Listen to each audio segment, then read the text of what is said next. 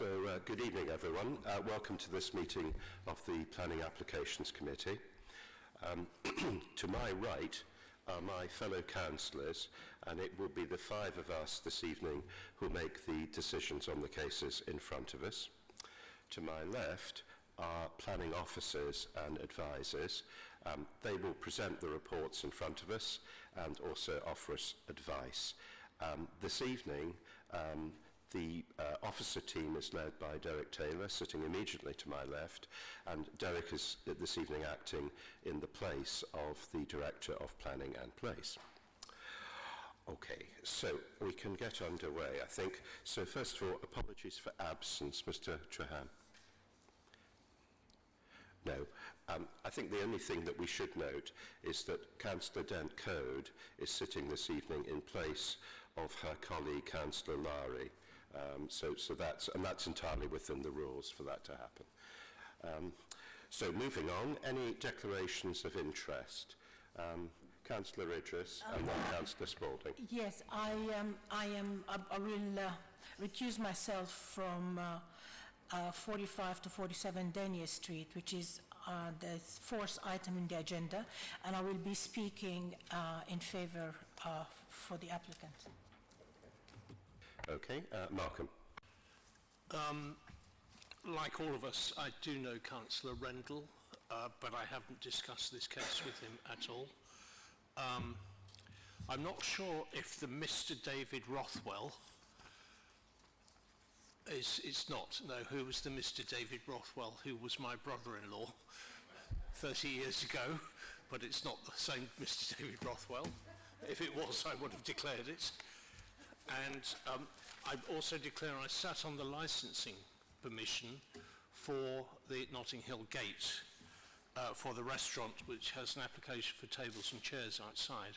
I'm not sure if that debars me from being on the planning committee as well. No, I think because the committees have separate functions, I think it's entirely proper that you're able to sit, I think. Just to add to Councillor Spalding's point, this evening we've got several councillors who will be speaking. Later in the agenda there's actually an application by a councillor, and obviously there are a number of people here this evening who come to committees to represent applicants and other people that we know. That's all accepted. The important thing is that we haven't made up our mind or expressed an explicit an opinion in advance. That's the key point. Good. Well, in that case, I think we can move on. Now, we've got a couple of sets of minutes.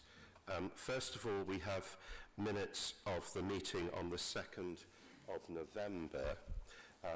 Can I ask colleagues that we agree that I sign those? That's great. Thank you.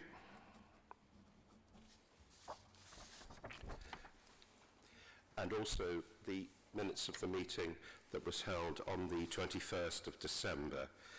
Can I sign those, please? Okay, thank you.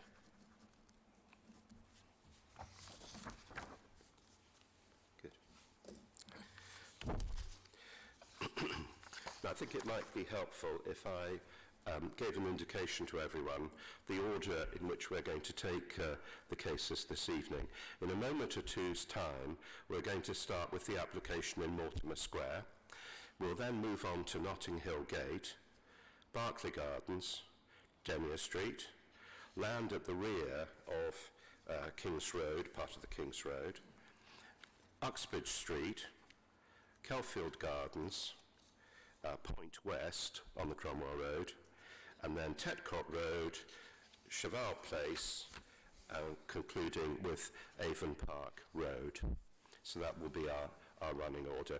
And apologies in advance, you may have to bear with us if your interest is something a little bit way down the agenda. Okay, so I think we can get going with the first case, and that is in the North Pack, and I think, Julia, you're going to introduce that, and that's Mortimer Square. So please go ahead when you're ready. Thank you, Chairman. So this application is in relation to 1 and 2 Mortimer Square. The application is seeking planning permission for alterations to shopfront and internal and external changes at the rear, including an extension. I would like to draw your attention to the addendum, as further objections have been received for this application. I will just run through some of the plans and photographs. So this is the site plan and the area view. The application site has been outlined in red. The green line has been outlined around the communal garden, which also has been pointed out by some of the objectors. This is the street view showing the application site to the left. This is the existing front and side elevation. The existing floor plans and photographs. I would like to draw your attention to the top photographs, which shows ducting, which has already been granted planning permission and is not part of this planning application. The photograph in the middle shows the existing extension at the rear of the property, and the photograph at the bottom shows the side elevation to the site. I would like to again draw your attention to the addendum, as further photographs has been received in relation to the light box at the neighboring property, flat 1A, Mortimer Square. The photograph on the right-hand side showed the square just behind the bins. That's one of the square, the light boxes, which has been might be affected by the proposal. And the photograph on the left-hand side shows the application, the existing roof with the application site outlined in red and the neighboring property outlined in green. I would like to draw your attention to the existing roof light at the neighboring property. This is the proposed floor plan, shows the extent of the proposal with retention of the small yard at the rear. The existing and proposed visuals, the existing plans are on the left-hand side and the proposed visuals on the right-hand side. The existing and proposed elevations showing the alterations to the shop front and the extension at the rear. And that's the existing and proposed roof plans, again showing the extent of the proposed extension at the rear. And that concludes my presentation. Thank you. Okay, thank you very much. Now we have some speakers on this case, so if I can ask the objectors to go first, and that is Mr. and Mrs. Cohen, and I think you're immediate neighbours, is that right? And are you with us? Yes. So please, when you're ready, if you would like to go ahead, and you've got up to 3 minutes between you. Thank you. I am the long leaseholder of the flat which is adjacent to and above the cafe. Currently, the natural light through the wall to the kitchen is through 2 square light boxes. They currently look onto the open yard of the cafe. The proposed planning application is to roof over that part of the yard and make it a seating area, thereby stopping the natural light. The application should therefore be refused, as it will stop our long-standing right to light. In addition, our drains are into an open gully in the open yard, and also the bathroom vent is into the open yard. If the application is approved, the vent and the drains will be within the enclosed seating area. Therefore, this application should be refused. If the application is permitted, what do you propose to do about the right to light? Does this mean that windows into open spaces can suddenly be put inside a building and blocked? Also, if the application is permitted, there will need to be conditions both to reroute the vent from the bathroom and to arrange for the drains to have an access cover so that any future blockages can be cleared. Also, at present, the flue from our boiler discharges above the roof of the store. The store is proposed to be a seating area. If the roof is raised, and we do not know this because the height is not shown on the plan, then there would need to be a condition to reroute the flue. Okay, thank you very much indeed. Now I think the applicant is also represented this evening. So I think together with a supporter, so in similar fashion, you please have up to 3 minutes between you as well. So please go ahead when you're ready. Hi. Yep. We're here. Sorry. So I'm here with the applicant, and I'd like to start off by saying that this is currently an open shop, and it's got a clientele that's, you know, the locals that have kind of established business. There's been no trouble so far, and what we're trying to do here is basically give it a better use, especially towards the rear, because it's currently a storage space and it's not a used space. So I'd like to talk about the point about the light well, that's the concern. This actually is, in our terms, a glass brick. We're talking about a 15 by 15 centimetre glass opening, which is actually about a metre from the ground. It's quite low. And there is a main window in this property, which is just across it, I believe, about a 3.5 metre distance from the light box that we're talking about.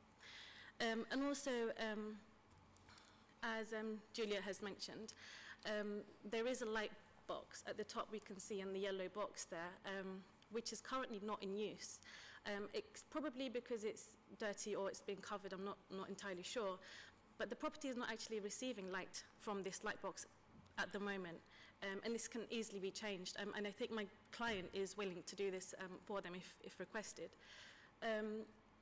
But yeah, with the extension and the infill extension, it's basically going to give more use to the site, bringing new opportunities, work opportunities to the locals, and give it a better use. And I do want to say this yard actually is part of my client's site, so it's part of the land we're talking about is owned by the client. Of course, natural light is a very important point for us in all of our designs, not just this one. We take great care when we're designing for natural light, but just the light box for us, I think, solves that issue. In terms of height, we do have elevations as well. It's not going to be an extent height. It will always be in matching with the existing extensions that we have, but of course that can be a condition. I've got here with me neighbour of the property, the existing property, which would like to say something. So just very brief, I'm Lubna, I live at number 3, a property that I've owned for 20 years. I've never had any issues with the cafe. It's always been lovely, lively, noise-free. The works have been done with such huge amounts of respect and care for us as neighbours. I actually overlook, oh, the picture's gone now. I actually overlook that. And I think it's just going to be improved. And I'm quite confident that the cafe will carry on being a lovely place in the neighbourhood. And I think it's a huge improvement. And I'd also say, you know, in the time that I've been there, number 4 has built up. And the property behind me, residential property, has built up. And I think that's just part of living. We get used to there being change. Thank you. Okay, thank you very much indeed. Right. Colleagues, any questions to either the objectors or the applicants? Emma. Thank you, Chair. A question for Mrs. Cohen. I do know your flat. I had a friend who lived there about 20 years ago, so I know it very well, and it's tiny. It's really tiny. And I do know that the ground floor is very dark anyway, but the explanation for a loss of light and, you know, or the getting light from elsewhere, I find quite mystifying.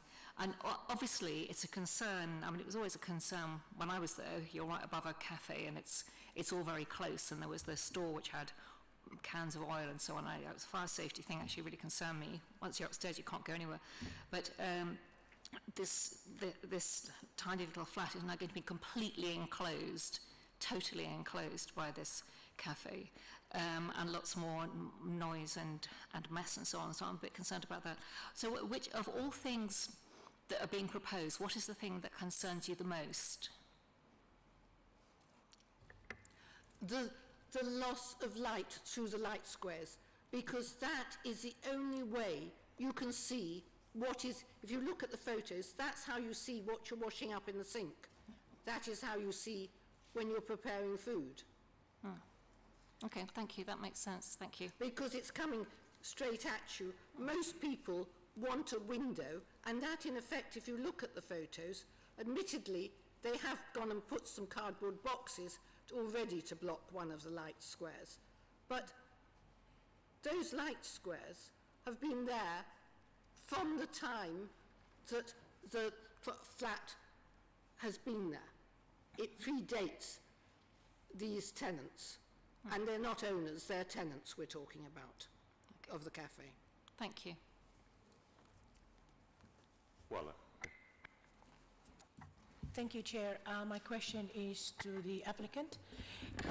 Did you do any light studies, conducted any kind of light study and the effect of your building or your expansion on the neighbor? So actually we haven't done a light study, and this is only because the extension doesn't really affect any of the windows in the area at all. We're talking about a building and an extension, and we're filling the inside, and there's no windows around here. We're not going any higher to affect any other windows. The window that's the concern, I mean, I've called it a window, but it's a glass brick, which is just above the sink. There's no photos here, it's in the folder. But it's actually, most of the time it is covered, like they've mentioned, because of the bins. It's the refuse area at the moment. So it's not a constant light well that they receive. So it's, we should have had some photos actually, but I can show you it's literally a glass brick that lets light in, and one of them is blocked. There's only one, which is literally just by the sink. If I can show you from the picture here, it's towards the end of where the yellow box is. So yeah, that's where you're pointing, yeah, but in the house, it's because, as they've mentioned, it's a very small house, flat as well. There's a main window that they have on the side elevation, and they've got a light box at the top. So actually, if the light box, I can understand the concern, and I really appreciate that they've mentioned it, because I do understand natural light can be a problem, especially if you've got a small space. But I can confirm that space will receive even more light than it should or would if that light well is used, which is just above the sink. Actually, if they try, maybe if they, maybe they've not even noticed it because there's probably a ceiling. But from the top, if you look, there is quite a large light well box that can be used to bring in the natural light that is needed, that's more than needed. Thank you. Can I ask the objector, have you looked at any ways of increasing the light in the room, or is it impossible to do anything beyond what you already have? When they're talking about windows, the windows they're talking about are on the first floor of the property. This kitchen is on the ground floor of the property. That light box is in use. It could obviously be renewed. At present, the builders keep on standing on top of it when they're doing things. So I wouldn't like to touch it, and I don't see why we should have to pay to replace something. No one's offered to even change it or do anything. So are you saying that that light box should be changed, that roof light should be changed to something else? So would you like for them to change it for you? I would prefer to have natural light, not obviously coming down on one's head, because a lot of people don't like light from on top of their head. It gives them headaches and other things. But if you were minded to permit the application, yes, I would like it changed. Thank you. But obviously that would involve sorting out the roof, because the roof is anyway, as you can see from the yellow thing, is quite fragile. You can't just shove a light box and not make sure the roof doesn't leak. You know, but obviously it's a less good idea, but if that's what you're minded to do, at least it would alleviate some of the problem. Thank you. The applicant, is that something you would consider? Yes, I've actually just had a quick word with the applicant while the lady was speaking. Just to confirm, this is something that my applicant is happy to change in the correct way, obviously, to prevent any leaking, which is how any skylight window should be fitted in. So we'll do it however it needs to be done. And this is not only because we want the application to be approved, this is because we want everyone to be happy in their homes. This is their homes. And this is my job, really. Being neighbourly. I'm here to make the spaces that we live in, we work in a better place as designers. Thank you very much. Thank you, Chair. Okay, thank you very much. Any other questions? No. Okay, well, thank you very much. So we've had that interesting conversation. So our opportunity to ask officers about any aspects of this. Tommy, I'll start. Mr. Taylor, we've just heard this conversation about the roof light there. If we were sympathetic to that way of thinking, and I suspect we probably are, what would be the best mechanism for achieving that? Would it be by condition or an informative, or how exactly would we do that, do you suggest? I think the first thing is, obviously, the committee would have to be satisfied that there was a town planning reason. I mean, it's a lot of the issues here, I think, are sort of on the boundaries of town planning, and they're also to do with adjoining owners and sort of how people sort of manage premises and so on, manage adjoining premises.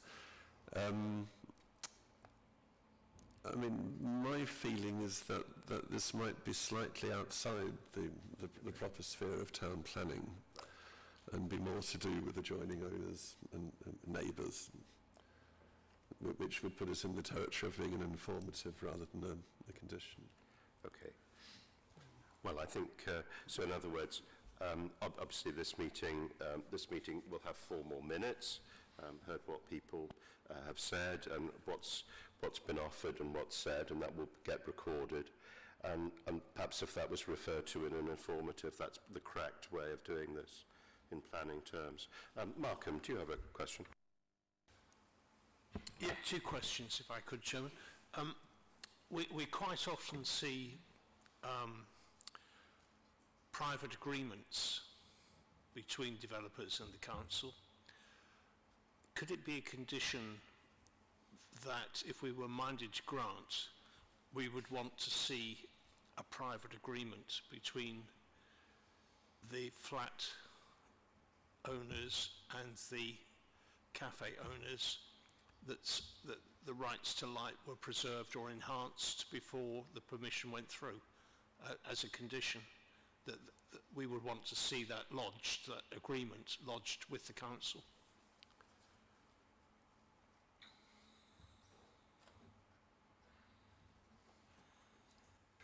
Yes, perhaps, Chairman, if I can comment on that. I mean, again, that would be something that my recommendation would be a matter outside the coverage of the Town and Country Planning Act. An informative could encourage such a thing, but I mean, it wouldn't be necessary for a private agreement to be in place in order for planning permission to be granted.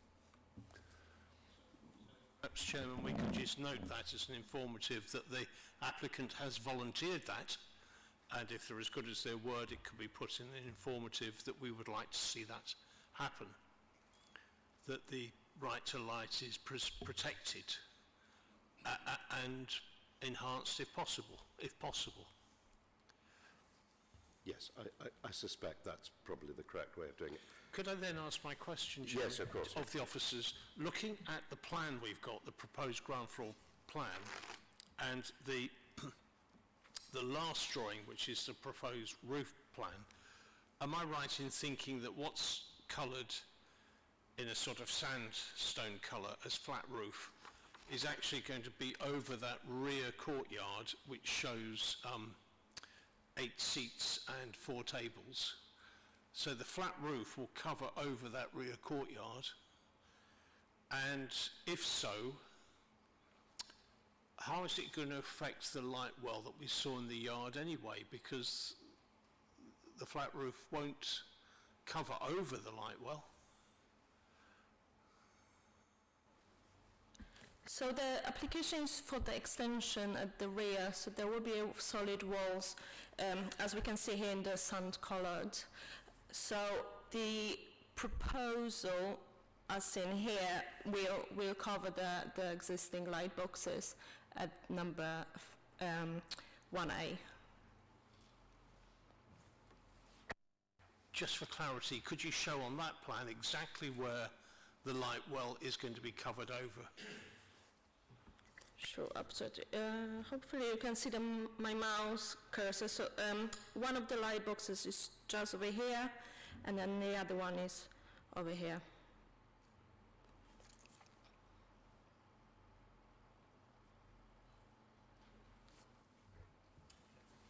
Emma, George.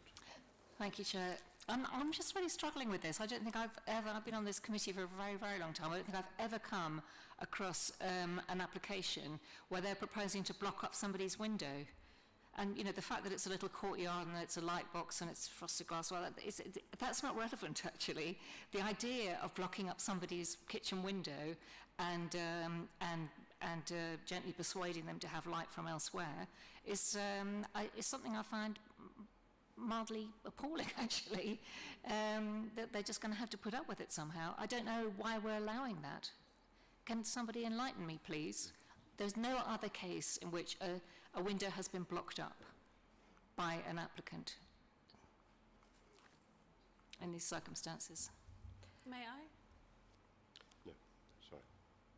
Yeah, you go ahead. So yeah, in terms of the planning assessment, we do have to take into consideration the primary and secondary sources of light. It is correct that it will block the light box, but it is very small. It's not a traditional window, which usually is something we would always protect in terms of the light well and impact on the neighboring properties. In this instance, we had to look at in terms of different sources of lights within the property.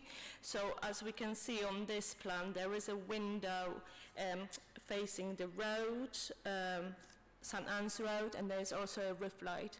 So our assessment was made that the impact on the light boxes would not be harmful in terms of the light when daylight to the neighboring. I find it staggering that we can agree that even if it's a small amount of light, it's still natural light. Okay, any other points? No. Okay, in that case, I think we need to make a decision. I would suggest that the earlier discussion, we were talking about the skylight. I think if officers were to formulate an informative along the lines of the discussion that we had, I would suggest that that was added in. So I'd like to put this to the vote. So the Chairman, sorry, is it just the one informative? Yes. About the skylight and not anything about a private agreement, which is outside the realms of planning anyway? Because we established that, I think following discussion, that we probably we wouldn't have the authority to demand a private agreement. So it would have to be an informative along the lines discussed. So the recommendation is to grant with the conditions set out and the informatives, including the extra informative. So can I see those in favour of granting, please? No, I'm sorry, you can't speak. You've had your chance to speak. It was only about the conditions, which I did speak no, on. I'm sorry. I'm sorry. You've had your opportunity to speak, and the discussion moves on. Obviously, because we're making formal decisions, it means our discussion has to have a definite structure. And for that reason, you have your opportunity to speak, but then we move on and we have a definite way of having to do things. So if I can... Chairman, I am very sorry. I'm still not clear if there's just the one informative about the skylight. Yes. Yeah, it's just the one, Yes. about the skylight. Okay, Yes, I've told you fine. already. Yeah. All right, okay. At last, if I can see those in favour of the recommendation, subject to the conditions and the informatives that are already there, plus the extra informative we've discussed. Can I see those in favour of that, please? Those against? Okay, so that's refused. Now, we have to think about what the reasons for refusal might be. So, colleagues, who would like to suggest something?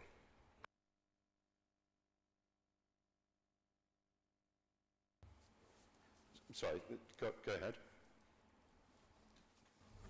Totally blocking up somebody's light, just building outside somebody's window and depriving them of light, even with offering them an alternative way of having light, I think it's just a little inhumane. Chairman, it's the flat is enclosed on 3 sides by the applicant's property, and they have one wall which is free, and that only has a very tiny slit light. Yeah. So given the circumstances of this flat, even the loss of a tiny amount of light is very significant harm to that one flat. Okay. All right. Officers, if I put that to you, I would suggest, it sounds as though colleagues are saying that it would be CL5 living conditions of neighbours, that that is the basis of the refusal. Yeah? Yes, it would be policy CL5. I'd just like to clarify, would it be sense of enclosure as well as loss of lights, or just loss of lights? They're both parts of the policy, but it's useful to specify which parts. I mean, Chairman, I don't know if we can't really put this in informative, but if the applicant came back with another application that took care of the amount of lights for this flat, I think they might overcome their problems. But we can't put that in an informative. No, I think you're quite right. They could come back with another application. Of course they could. But I think that would, Councillor Spalding, would you like to propose that those were the reasons for refusal then? It would be CL5 amenity of light and also a sense of enclosure.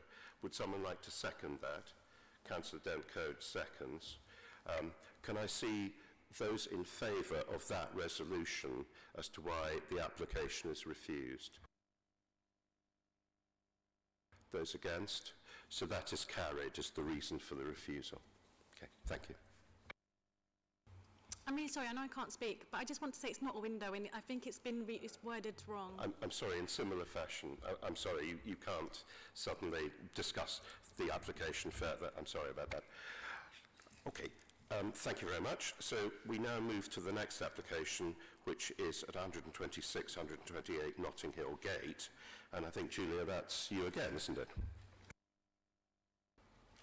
Thank you, Chairman. So this application is for placement of 10 tables and 20 chairs and 4 planters in front of 126, 128 Notting Hill Gate. This is the site plan and some photographs. So the application site relates to the commercial unit at the ground floor level. The unit lies under the Ivy Lodge, which provides residential accommodation, which can be seen on the photo, at the bottom photo. The application site is the turquoise orange building. This is the originally submitted proposed plan showing 9 planters and tables and chairs in front of the building. And this is the amended proposal showing 4 planters, 10 tables and 20 chairs. That concludes my presentation. Thank you. Okay, thank you very much. Now, Sophia Lambert, who had registered to speak, has withdrawn. So there are no speakers for this. Any questions to officers about this? Emma. Yes, sorry, Chairman. At licensing, we put... Oh, sorry. Sorry. I think there was a condition put on that the tables and chairs have to be removed at 9:30 p.m. But is that time? Some of the objectors have spoken about that. Is that a matter for this committee to put a time, or is that a matter for licensing? So the recommendation, the recommended condition number 3 says the use of the highways for placing tables and chairs shall not commence before 9 a.m. and shall cease no later than 9:30. So that's part of the planning application. Yeah, Thank you. Yes, I was quite worried about the idea that there were other things going to be cluttering up the pavement. You know, early morning, later at night, and so on. And that's, you know, that they are permanent planters and other objects. Whereas we're being very insistent that tables and chairs are being taken away, and that seems inconsistent. But it also seems, you know, we're allowing the permanent location of objects on the part of the highway, or I guess it's their forecourt, isn't it? But I just think it's inconsistent to allow people to have tables and chairs only during the day, and yet all the other things which could trip people up, and if it's raining will cause an issue, are allowed to stay there. So if you could talk me through that, because it doesn't seem right somehow. So do you mean why we think it's appropriate for the tables and chairs to be located in that position? No, why do I think, why is it appropriate for them to have other objects there, such as planters, that won't be able to be pulled in? Yeah. Whereas the tables and chairs must be, everything else can stay there. It seems illogical. So I'm concerned about the other objects which are going to be there all the time. That's my concern. So as part of the recommended condition, the officer didn't see necessary that the planters have to also be stored outside of the hours. I think it's mostly because of the impact of tables and chairs, especially when the shop is not being used. In terms of the management at night, I think it's just much easier if they're within the premise. And in terms of the planters, due to their location right by the front elevation, there won't be an impact in terms of pedestrian hazards, etc.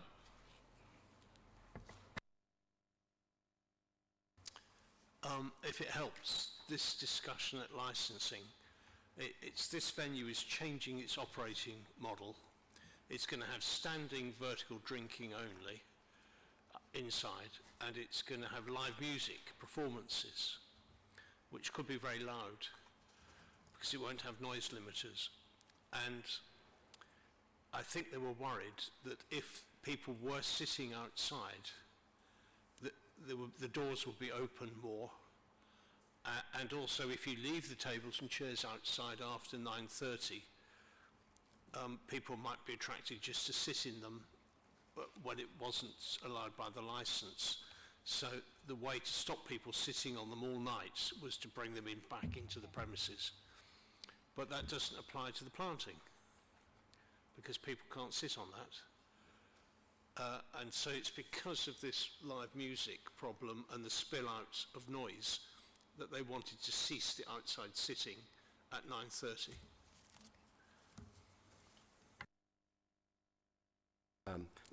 Thank you.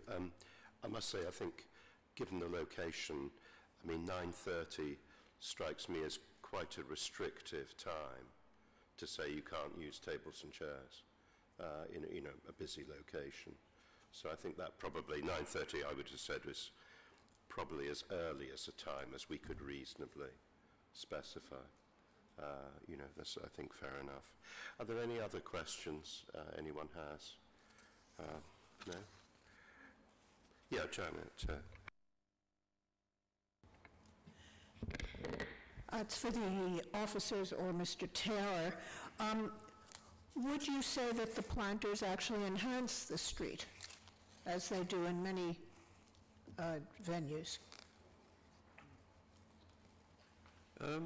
Yes, to a point. I mean, I'd say the planters would be a visual enhancement. I mean, they're not very big, but I mean, yeah, they would visually be an enhancement, yes. Thank you. Okay. Well, in that case, I think we need to make a decision. So the recommendations are to grant permission with the conditions attached, which includes obviously reference to timings. Can I see those in favour, please, of the recommendation? Okay, so that's granted. That's agreed. Thank you.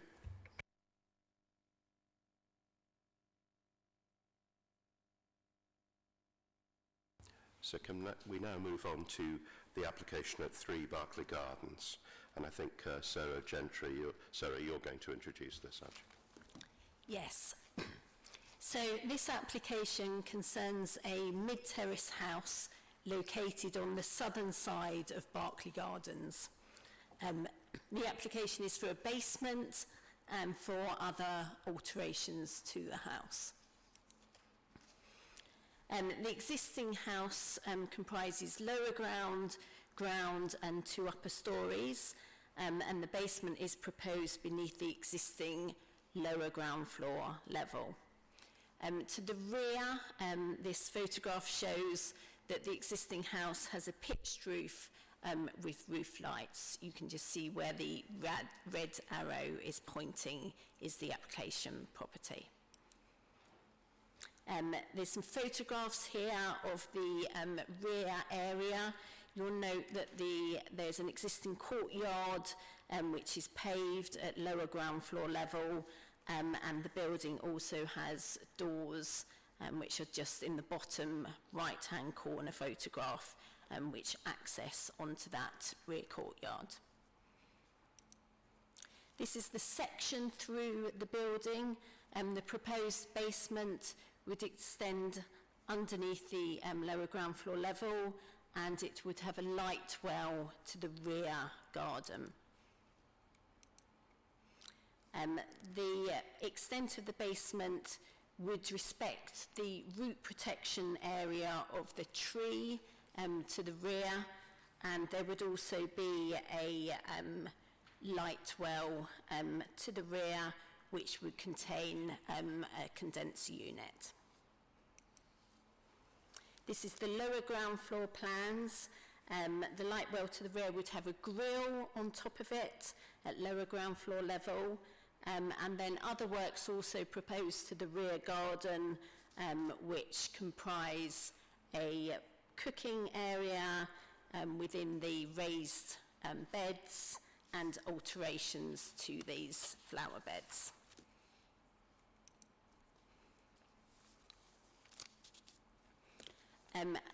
This is the ground floor plan. The only change at ground floor level would be a new bin store at the front of the property adjacent to the existing bicycle store. And these drawings are at roof level.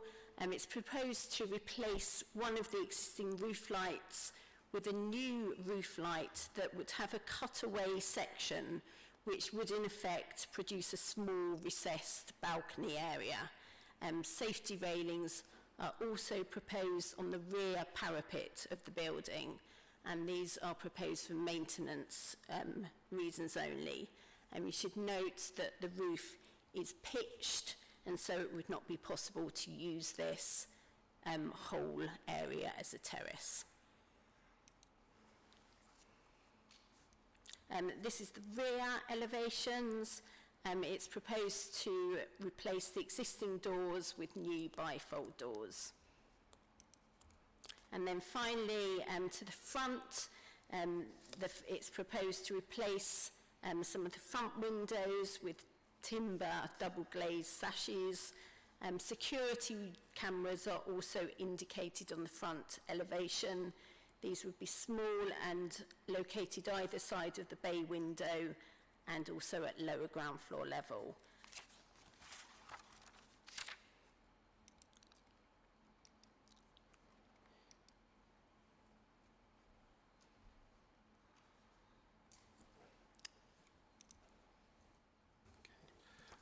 Now we've got... sorry, I'm just going back to... I'll just return back to my slides in a moment. But finally, the only other point I wanted to make was just draw your attention to the Addendum Report, which you have received, which has an additional objection. and also an additional condition is recommended that the work shall be carried out in accordance with the submitted Sustainable Drainage Systems strategy. Very good, thank you. Now, we've got a couple of objectors who have registered to speak. Are you able to join us at the back? Yep, great. So, you've seen how we do this, so when you're ready, please introduce yourselves, and then you'll have 3 minutes shared between you. So please go ahead when you're ready. Thank you very much. Good evening. I represent Mr. and Mrs. English, who live at 4 Barclay Gardens, and Mrs. Crichton-Brown, who lives at 5 Barclay Gardens. They have significant concerns over the proposals for 3 Barclay Gardens. It's important to note that 9 long-standing residents were consulted on this application, and 9 have objected to the proposals. This shows just how contentious this application is. Barclay Gardens is a narrow and constrained street, unlike others in this area. There have been no other basements approved to properties within this street, and should not be now or in the future. Conservation area impacts are also key. Local Plan Policy CL1 requires all development to respect the existing context, character and appearance of conservation areas. The Council haven't considered the impact of the basement on the character of the existing property or the conservation area. This terrace is a positive contributor to the character and appearance of the conservation area, and the creation of a basement diminishes this contribution. The basement and its light wells will be visible, and the presence of a basement will be at odds with the character of the street. Flooding. The drainage network is already at maximum capacity in dry weather, so has very limited capacity in times of high rainfall. Barclay Gardens experiences high levels of surface water flooding, which have caused significant issues for residents to date, and should not be ignored by the Council. With the focus on climate change, flooding is a serious issue. It's alarming to see that the Council are supporting proposals such as this in areas which are already susceptible to surface water flooding. The construction of more below-ground structures, the introduction of permeable surfacing and tanks leading into the existing drainage system will lead to greater increases in water volume within this already overloaded system. The SUDS report submitted with the application doesn't correctly categorise the surface water flood risk for this area. This poses a question over whether enough has been done to consider the way surface water flooding is addressed for this development. Neighbour impacts. The basement construction can have life-changing and significant impacts on neighbouring residents. For Mr. and Mrs. English, both in their 80s, who have lived in the house for 30 years, this development will be so detrimental to their health and well-being. Mr. English has severely poor eyesight and mobility, and the proposed hoarding directly adjacent to the access to their house will make leaving their house almost impossible. Surely, with impacts as significant as this, the Council should not be approving this type of development. It's our opinion this development is wholly unacceptable and inappropriate in this location, and will cause harm to the well-being of residents, character of the conservation area and drainage systems, in conflict with local plan policies. I'll now pass over to Mrs. Crichton-Brown. Right. Now, you've time for a sentence or two. Thank you. Okay, thank you. Good evening. I'm Nicola Crichton-Brown, and I live at number 5 Barclay Gardens. I'm speaking on behalf of Peter English, my neighbour, who is simply too frail to attend this hearing. He sends his apologies and has asked me to read a statement on his behalf. This would be the 3rd time in less than 20 years that number 3 has been rebuilt from the inside, with consequent damage each time and serious damage on the second occasion when, shortly after completion, our dining room ceiling collapsed, which was found to be due to the next door building works. What people forget is that the buildings in Barclay Gardens are getting on for 200 years old and are not impervious. We are deeply concerned at the proposed lower floor to be created and the potential to create instability in our house and along the whole terrace. The construction works will inevitably cause some, if not serious damage, not only to our home, but to others in the street. The effect also on my own health and that of my wife's, I am 85 and she is 88, is also likely to be profound, something that the construction experts and planning department are unlikely to have taken into account. As RBKC council taxpayers for more than 40 years, I respectfully ask for this application to be declined. And if I could please add, Chairman, that 9 out of 9 residents given notice of this application have objected, and that this hearing is a mere formality if such a degree of dissent is ignored. Thank you very much indeed. Thank you for those comments. Now, I think the applicant is represented by an agent, is that right? Are they? Right. So now, when you're ready, please go ahead.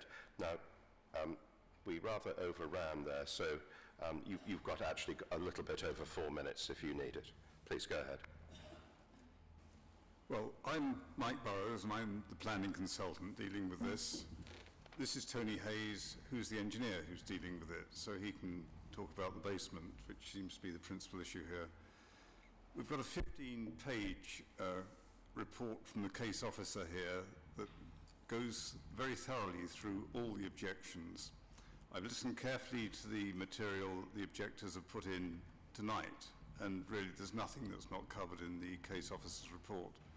And I've really got nothing to add to the case officer's report, you might be glad to hear. So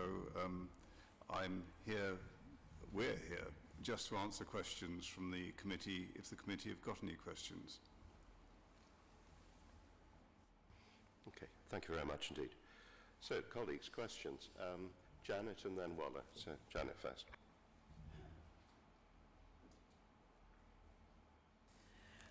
Yes, can you talk us through the consultation that has been done with regard to the sewers?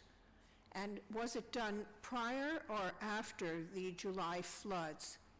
Are they up to date? My memory is that the flood risk analysis was done after the July floods, so it is up to date.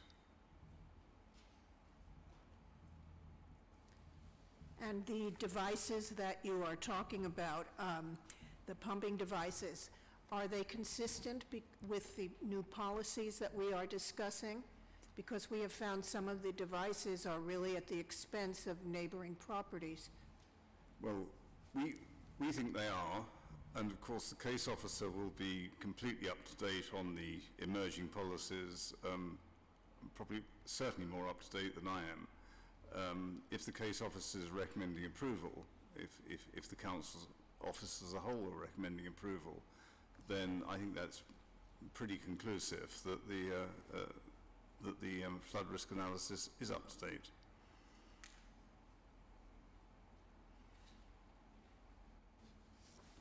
Can I ask the same question of the officers? Or I can go afterwards. Yes, thank you. Thank you, Chair. I'm going to ask you about a different kind of consultation. Did you consult with the residents? Because I see here you have 9 out of 9 objections. So you informed 9 properties, 9 of them objected. So what kind of consultation did you carry out with the residents in the area? To my knowledge, there was no consultation with the residents.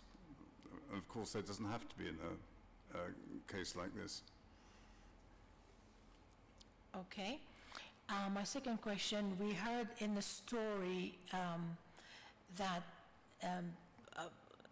earlier there was an incident where the roof collapsed after the work was done. The ceiling. Look at the ceiling, sorry. Huge difference. Did you at all consider these type of things in planning your regeneration or redevelopment of the... Yes, you can be quite certain that as time goes by, the criteria that councils apply to basements like this become tougher and tougher. Okay. And I'm certain the basement report that was submitted, and perhaps Tony Hayes can confirm this, would have been very cautious about the effect on adjoining properties. What I'm trying to get at is, was there any concern that this incident actually happened in a neighboring property, with properties all of the same age? Was that at all a concern? What's carried out is called a ground movement analysis, where the impact of the unloading and reloading of the property on the soil and the existing foundations is modelled. Within that model, the age and sensitivity of the buildings and the proximity of the buildings is all taken into account. And the geotechnical consultants who carried this out and submitted the report with the application come to the conclusions based on those types of building. It doesn't imagine that it's set in with concrete structures next door. Furthermore, the applicant is going to live in the property and wants to be a neighbourly person. It's not a developer. And so we have been charged with ways of carrying out the works in such a way as to mitigate the impact of the construction on the neighbouring properties. And one of those is using a form of construction, a top-down construction, where the lid of the lower ground floor is put on, and then the excavation carries on below that, so it secures the base of the foundations. And the foundation improvement, it is an improvement because we're putting the new lower level onto good quality gravels, as opposed to the not so good quality gravels higher up. We're not into water and we're not onto the clay. And it will give a good consistent foundation underneath the property. And another point is that the impact on, there's a lot of talk about the SUDS, and SUDS is a very important part of the borough's policy. But there's a 10% impact on the back garden. That's all. And we are actually putting forward, or the consultant has put forward, an improvement of 50% of the total area of the property. Okay. So it's worth bearing that in mind. Thank you. One final question. Can I ask, is it Rosalind? It is, Graham? yes. Yeah. Did you want to say something about the consultation? I did. Thank you. Because I know that as part of policy CL7, there is a requirement for consultation to take place, particularly with regards to the CTMP. I think in this case it feels like it's a fait accompli, and no consultation has happened at all. So I would suggest that they are not in compliance with the council's own policy, and perhaps the council will be remiss in enforcing that part of their own policy. I've been informed by Mrs. Crichton-Brown as well that Mr. English's party wall surveyor has been refused access to number 3 Barclay Gardens as well. So it's just something to bear in mind, I think. Thank you. Thank you. Thank you. Thank you, Chair. Thank you, Chair. Yeah, I've got some questions for Mr. Burrows and then one for Mrs. Crichton-Brown, if that's all right, Chair. We've had entire buildings collapse in the borough, which have been constructed entirely within legislation, and the legislation is struggling to keep up with climate change. So, I think saying that the construction methods and so on are within the legislation as it stands isn't necessarily particularly comforting, I'm afraid. The amount of rainfall we've been having recently is frightening, actually, and the amount of I'm not even in a flood risk area, but because I'm near it, my buildings insurance has gone through the roof, literally. It's a very frightening thing in the borough, and we haven't yet worked out just what the effect of so many basements are, but people who are surrounded by them and have been flooded desperately. I spoke to somebody who literally barely got out of their basement, seriously, barely got out alive. So it is very, very frightening, and it's not something to be taken lightly. And actually, we have to be ahead of this. It's not only for your client, but also for the neighbours, I think, and be much more careful than we should be.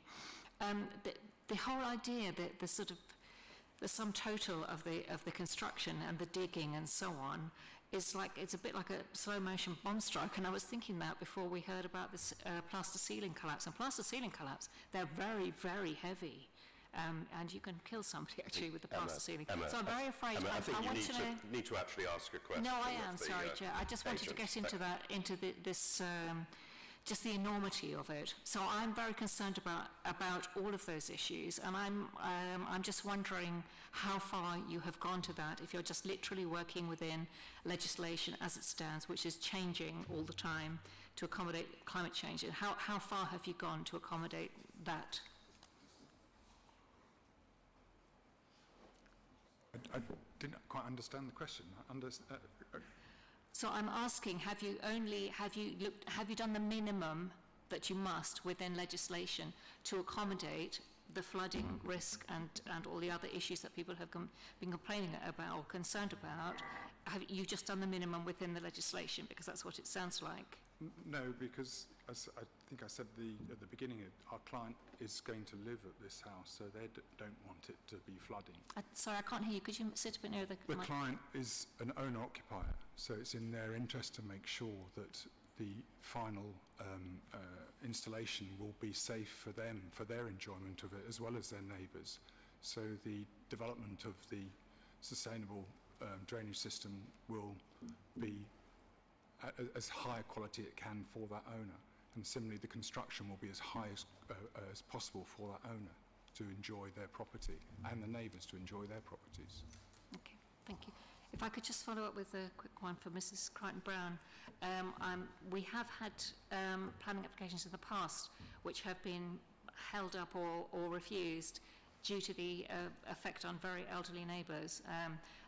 So imagine a dig like that would take quite some time. Have they estimated how long that will be and the effect on the neighbours? Have they been asked to... There was one case where people were told to wrap up all their china and glass in case it fell off the shelves. You know, it's quite terrifying, actually. I don't know how concerned. Well, I appreciate your concern. We haven't been informed how long the development would take if it were granted. But I've lived in the borough for 40 years in Barclay Gardens, Palace Gardens Terrace and Strathmore Gardens, all within that Cherry Trees Association area. And I know from 40 years experience that these developments usually take far longer than they're estimated, a minimum of 18 months, and I've got a couple of cases that I can quote to you in Brunswick Gardens that have taken 3 years. And just to follow up on your point to the engineer about, you know, what the applicant has done to satisfy the existing policy and maybe to anticipate the new policy that may have to come into play because of climate change and the additional risk of flooding. Barclay Gardens is on a gradient, and the number 3 is at the top of that gradient. So all of us in the street are concerned that any significant digging with an auger, which is what I think they're planning to do, will disturb the water table to an extent that there'll be tremendous runoff down the hill. Now, it's not a steep hill, but it is a gradient, probably sufficient, I would say, for water to flow, certainly in Peter English's direction, my direction, and in the direction of Brunswick Gardens generally.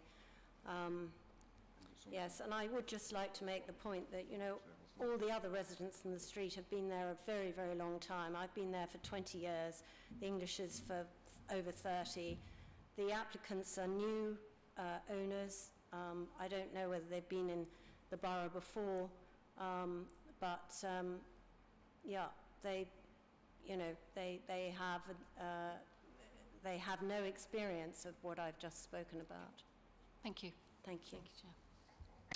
Okay. Well, thank you very much. Malcolm, last question. A question for each. Thank you. Ms. Graham, in your professional advice and report to Mr. and Mrs. English, did you point out that a lot of these issues are not planning issues?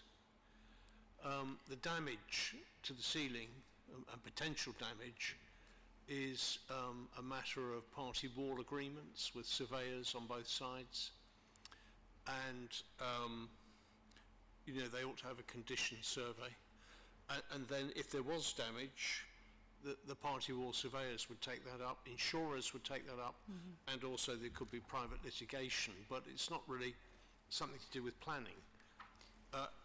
building control would be involved in the way that the work is done, and that would have to be signed off independently of planning. It's a different regime again. And then you refer to flooding. I just wonder, has there been any flooding in your client's property? From my understanding, from talking to Mr English, there have been issues of flooding, as Mrs Crichton-Brown has pointed out, to the extent where Mr English has been in his back garden having to try and keep floodwater away from his lower ground floor. And at 85 years old, that's not something that he wants to do more frequently because of a basement excavation next door. In terms of your points regarding ceiling collapses, etc., I believe Mr English, he is aware that those are party wall issues. He does have a party wall surveyor on board, but they have been refused entry to the property next door and access to sort of number 3 Barclay Gardens. So I think those discussions aren't as free-flowing as perhaps they should be. Okay. And then, of course, the last point is you're aware that if this basement didn't encroach on the garden at all, it couldn't be refused. If it was just within the walls of the house, they would have permitted development to build a basement anyway. So Yes. the difference this evening is that 10% where it extends under the garden. Yes, I think there's also, I mentioned the impact on the character of the conservation area, which I think is an important point. There are no other basements in this street. It is a positive contributor to the conservation area, and by having those light wells, you perceive that the basement is in place and therefore changes the character of these properties. So that is another important point to make, I think. That's a planning matter, yeah. Thank you. And then the question to the applicant's agents, the positive pumping from the basement, where are you going to, if there was any flooding, where are you going to pump the water to? Is it the 90% of the garden which is still permeable, or are you pumping into the sewer network? What happens is the water is attenuated within the building, so that in a tank, so that at a point it can then be discharged into the sewer at a feasible level, at a rate that is acceptable to the sewer, which is much lower than the rainfall that comes in. So if there's a storage tank, it's a positive contribution to relieving flooding. Correct. Yeah. It's as I say, it has to, under policy, it has to be an improvement into the current situation. Yeah, thank you. Okay, good. Well, thank you very much indeed for your comments and asking our questions. So it's our opportunity to ask officers. Perhaps I could start with a couple of things. First of all, can I just ask about the basement? I mean, clearly, I don't think I've ever heard of a basement that was popular with neighbours. But is there any aspect of this that is not compliant with policy CL7? Can somebody help me on that? No, the basement complies with our policy. It's single storey, it takes up less than 50% of the garden. They've submitted all the necessary documentation, such as the construction method statement, an acceptable CTMP. So it would not cause harm to trees. So it is compliant with the requirements of our basement policy. And the second point I wanted to raise, we've got condition 5 that's proposed, professional management of engineering works. Am I right in thinking that this would encompass the issues that have been raised? Because obviously Barclay Gardens, you know, it's a very distinguished and old road, and I'm sure, you know, the buildings are extremely old. Just to make, you know, to try and have some sort of sense that precautions are being taken to try and avoid damage to neighbours, notwithstanding, as we've explored, the issues that obviously party wall agreements are out with our remit. But does condition 5 encompass that sort of construction method statement aspects? Yes, it does. It really goes as far as we possibly can under planning by requiring that the works are supervised by a qualified engineer.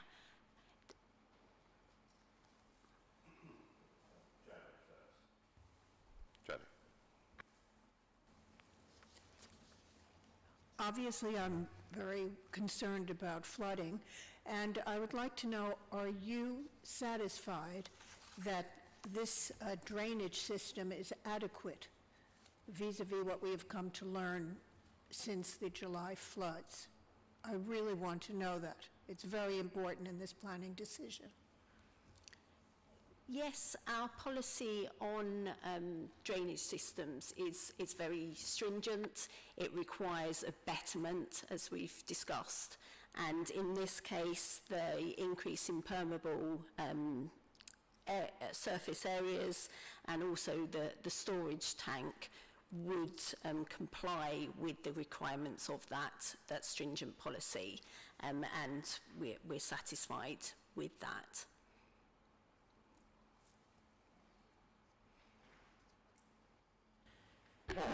Have you considered maybe the use of the basement just in the build-up area and not going the 10% into the garden? That's not what they've applied for. So they've applied obviously for the light wells within the garden. So we've had to assess the impact of those light wells upon the character and the appearance of the property and the conservation area. And the conclusion that we've come to as officers is that those light wells would be discreet. They would not be very visible from adjoining properties, and that they would not be harmful to the character and the appearance of the conservation area. Will the lack of will they, do they increase the risk of flooding in any going into the garden? Does that increase the risk of flooding in the future? Only in the sense that obviously by removing ground, soil, and replacing it with a hard surface, that would potentially have some impact on drainage. However, our basement policy does take that into account by this 50% requirement. That's all encapsulated within the policy. And the sustainable urban drainage strategy which has been proposed, again, takes that into account. Okay, thank you.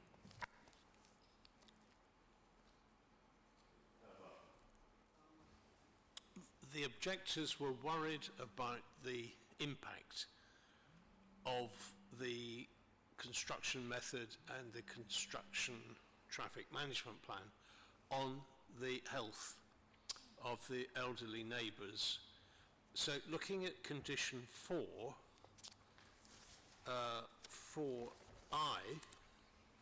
letter I, details of measures to protect pedestrians. I believe one of the residents is sight impaired. Can we demand within the CTMP, which I don't think you've agreed yet, but officers will have to agree that eventually, that special measures are in place for neighbours who are visually impaired? Can the applicants be asked to do that as part of that condition? They have submitted a draft CTMP with the application, and we have looked at what's proposed within that, and that does propose to keep, I think it's 1.5 metres of the pavement clear. So we're satisfied that there would be adequate pavement retained. They're not proposing to close off the pavement in any way. But yes, obviously the condition is here, and we will, when the final CTMP comes in for consideration, we would look carefully at the impact upon all pedestrians. I mean, there must be very simple measures you can put in place for people who are visually impaired, who are used to a certain geography. But then if that geography changes, you have to make special allowance for them, because their routine is not to have new obstacles placed. So if we can be particularly careful about that, I think that's making due allowance for people who are, have a disability. And we would encourage discussion, obviously, with the neighbours. I should just note, I know it was something that came up in the before, that on the CTMP that has been submitted, it does say that the neighbours were notified of that CTMP. Okay, thank you. Okay, so we need to make a decision about this. What do we think? From what I can see, is that there's quite a lot going on here. As well as the basement, there are a number of alterations to the property. Things seem to be entirely compliant with our policies, even though I think we all take on board the kind of disruption that there's going to be to neighbours, which I think there's no doubt about that. But within planning policy, I'm struggling a bit to see what is non-compliant here, really. I think the point about flooding and drainage is something that obviously in the last year has become particularly important, but I think the various conditions probably do cover it. But who would someone disagree with that, or what do people feel about this? Janet. Yeah. Can I just clarify? The officers keep referring to the flooding policy. I would like to know when that policy was made and when was it updated, just so we know what we're dealing with here. So the policy has been in place since the local plan was amended in 2019.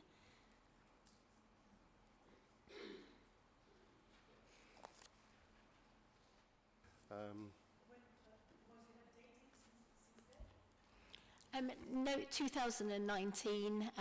It was when it was adopted.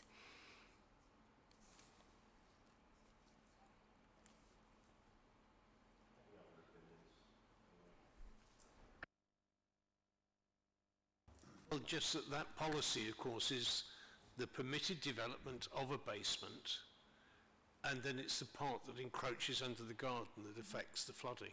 Yeah. And that's why we put a limit of 50% on it.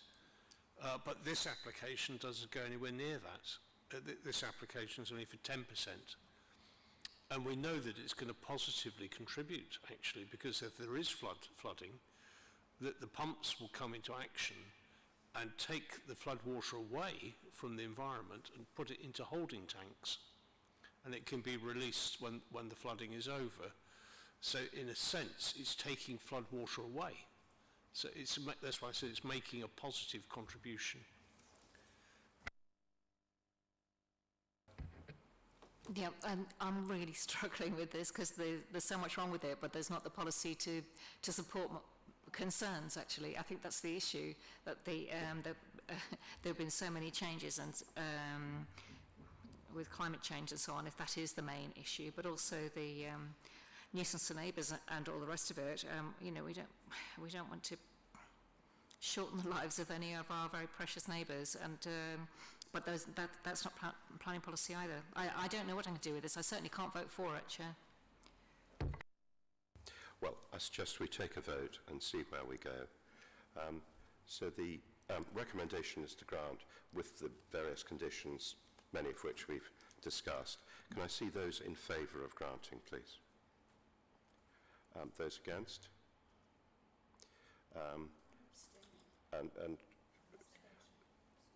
Sorry, right. Okay, so Councillor Evans and Councillor Idris are abstaining, and Councillor Dent-Cote is abstaining. So on that basis, the application is granted by 2 votes with 3 abstentions. Okay, thank you very much indeed. Thank you everyone for that.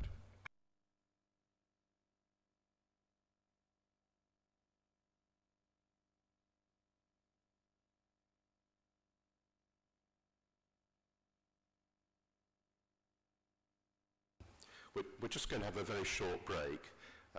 Mr. Taylor is actually going to present this case, and Councillor Idris is going to come into the chamber, and because she's speaking in support of the application.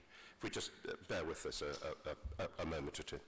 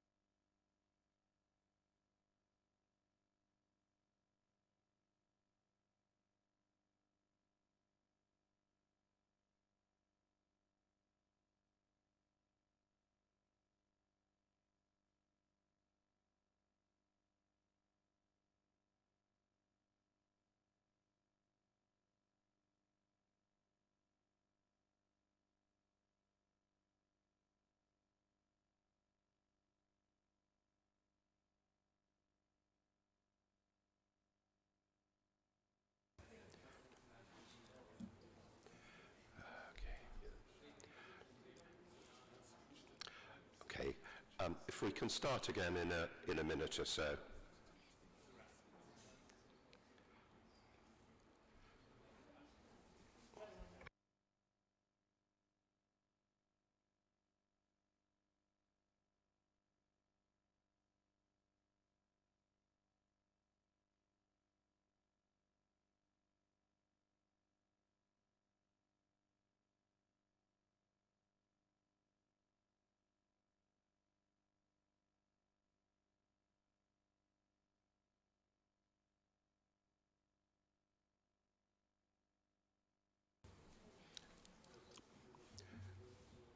Already?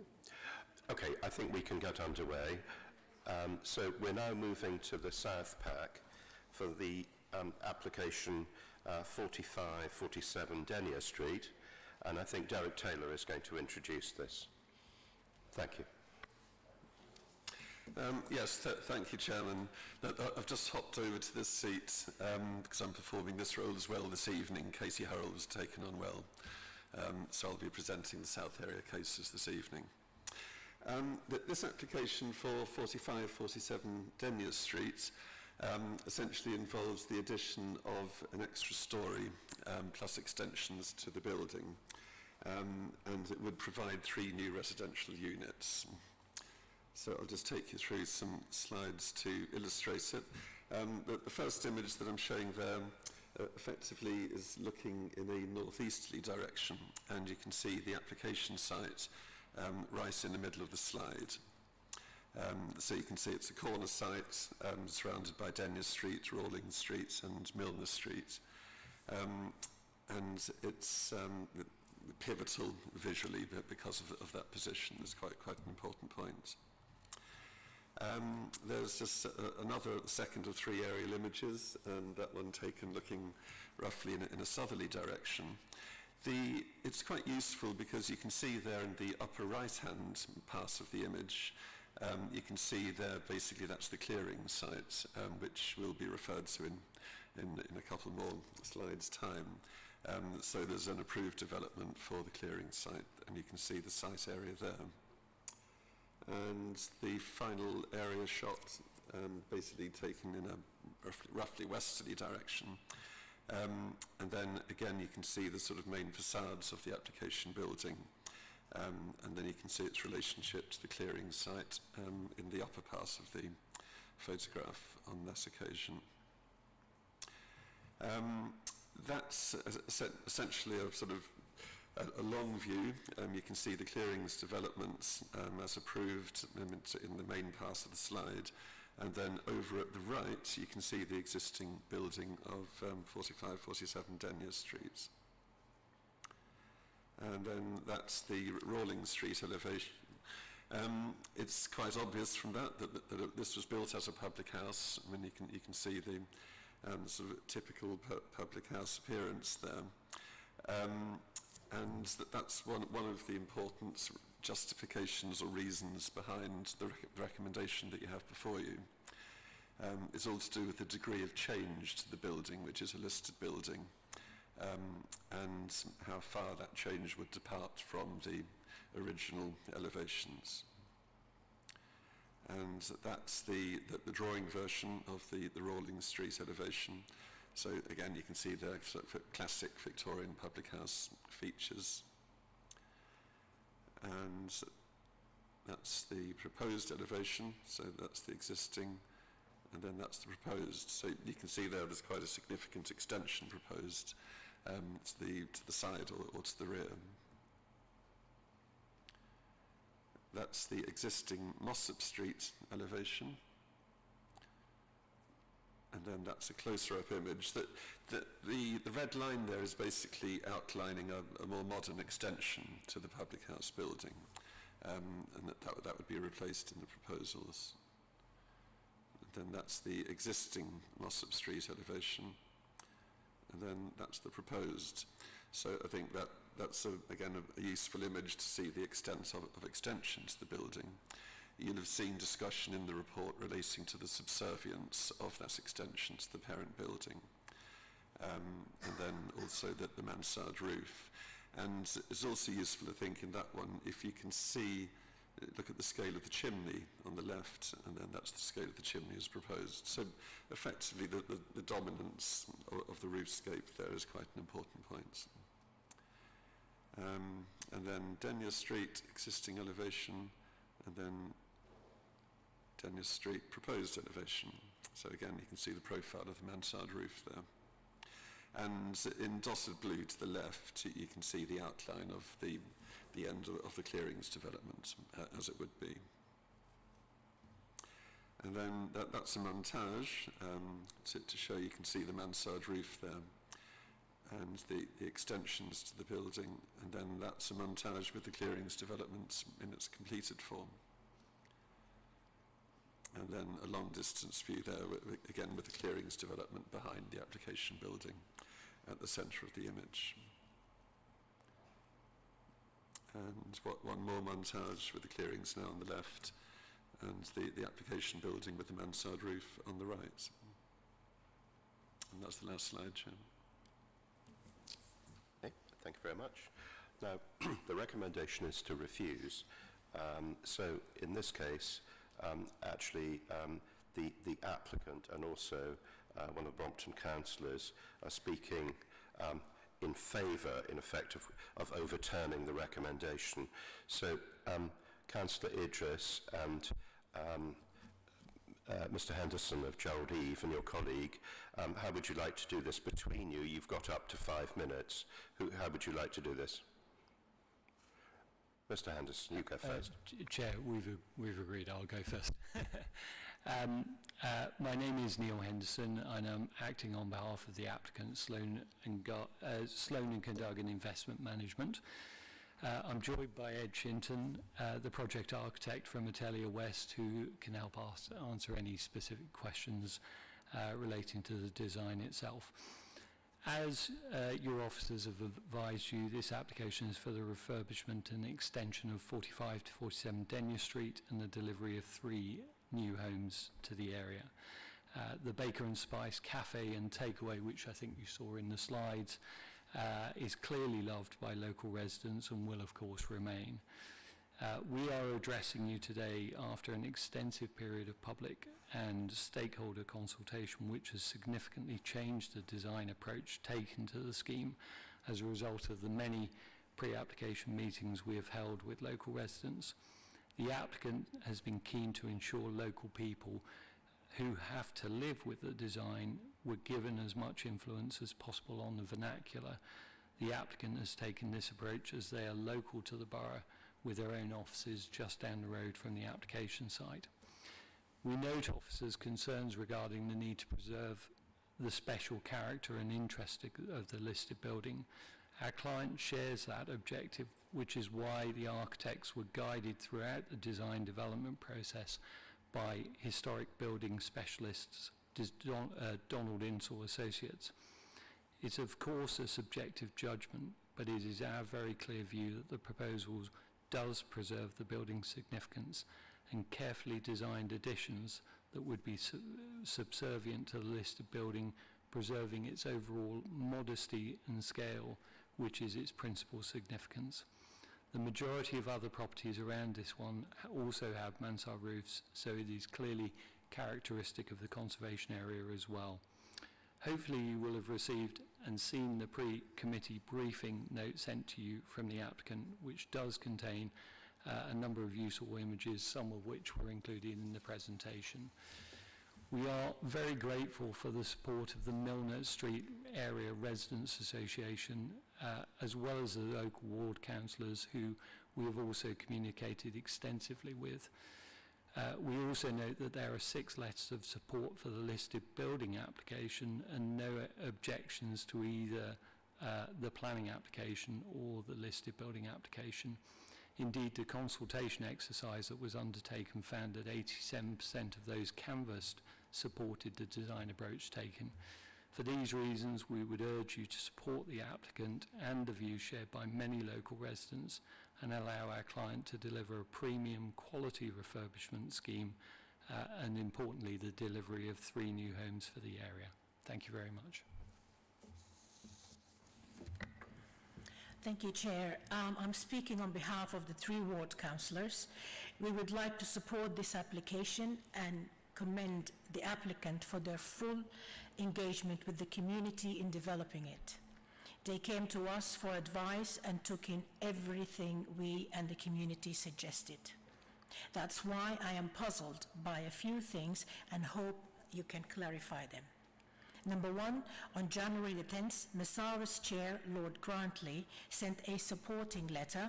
So why does section 7 of the officer's report say, quote, no comments were received in connection with this application, end quote?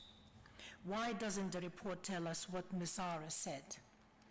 Number 2, the second point is Donald Ensel, a highly reputable historic building consultant, on page 5 of his building report said, and I quote, the less than substantial harm resulting from the proposal would be mitigated by the high quality design of the replacement extensions that would preserve the overall special interest of the listed building and enhance the character and appearance. End quote. The second quote on page 7, he added, the proposal would also notably enhance the overall character and appearance of the Chelsea Conservation Area and improve the townscape at the junction between Denyer, Milner and Mossop Street by replacing a low-quality 1985 addition to the listed building with a new extension of improved design. I ask, why wasn't that included in the report? My third point is paragraph 6 of the Masara letter, and I quote, our own strongly held view is that it is right for the new building to be designed in a traditional style, using matching stock brick as the principal material, subservient but complementary to the listed Baker and Spice building. This would fit comfortably within the conservation area and not strike a discordant note. In addition, we are happy with the proposed curved brick corner of the new building, and we can support the proposed setback of 1.8 meters from the main building line. Both these aspects will assist in preserving the Baker and Spice building as the dominant feature of the Milner Street perspective. End quote. So, why isn't there any mention of this in the report? I think you need to conclude. Okay, Chair, colleagues, my residents and I agree that this proposal both preserves and enhances the special architectural and history interest of the listed building and the character and appearance of the conservation area. As for the parking pressures, I am sure we can mitigate that by conditioning that these units come without parking permit. We did it in the past. I'm going to have to stop you there. Okay, thank you very much indeed. So, colleagues, questions? Anyone got any questions? No. Okay. Emma. Yes, I'd like to ask, is it the agent or the architect we got here? We got the architect here, or the agent? Yeah. I do struggle a bit, and this is, I know this part of London very well, because I was born very near there. This idea that somehow that you're respecting a building by doing a sort of, excuse me, Disneyfied version of it, I really struggle with that, because actually the proportions and so on of the classic pub, which it is, of which we have precious few examples left, are also part of it. And to add a roof and just to keep on kind of adding bits on the back, I'm struggling with. So maybe you can talk me through how that can be justified architecturally when a pub is a pub, and that is what it's been, it's listed as.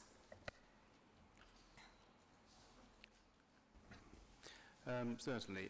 I mean, the listing, the listing that was set up here, I think is, is a consideration of the modesty and the scale of the building. I completely agree with that. But, we're very much of the view that the context of this site has changed with the clearings development behind it.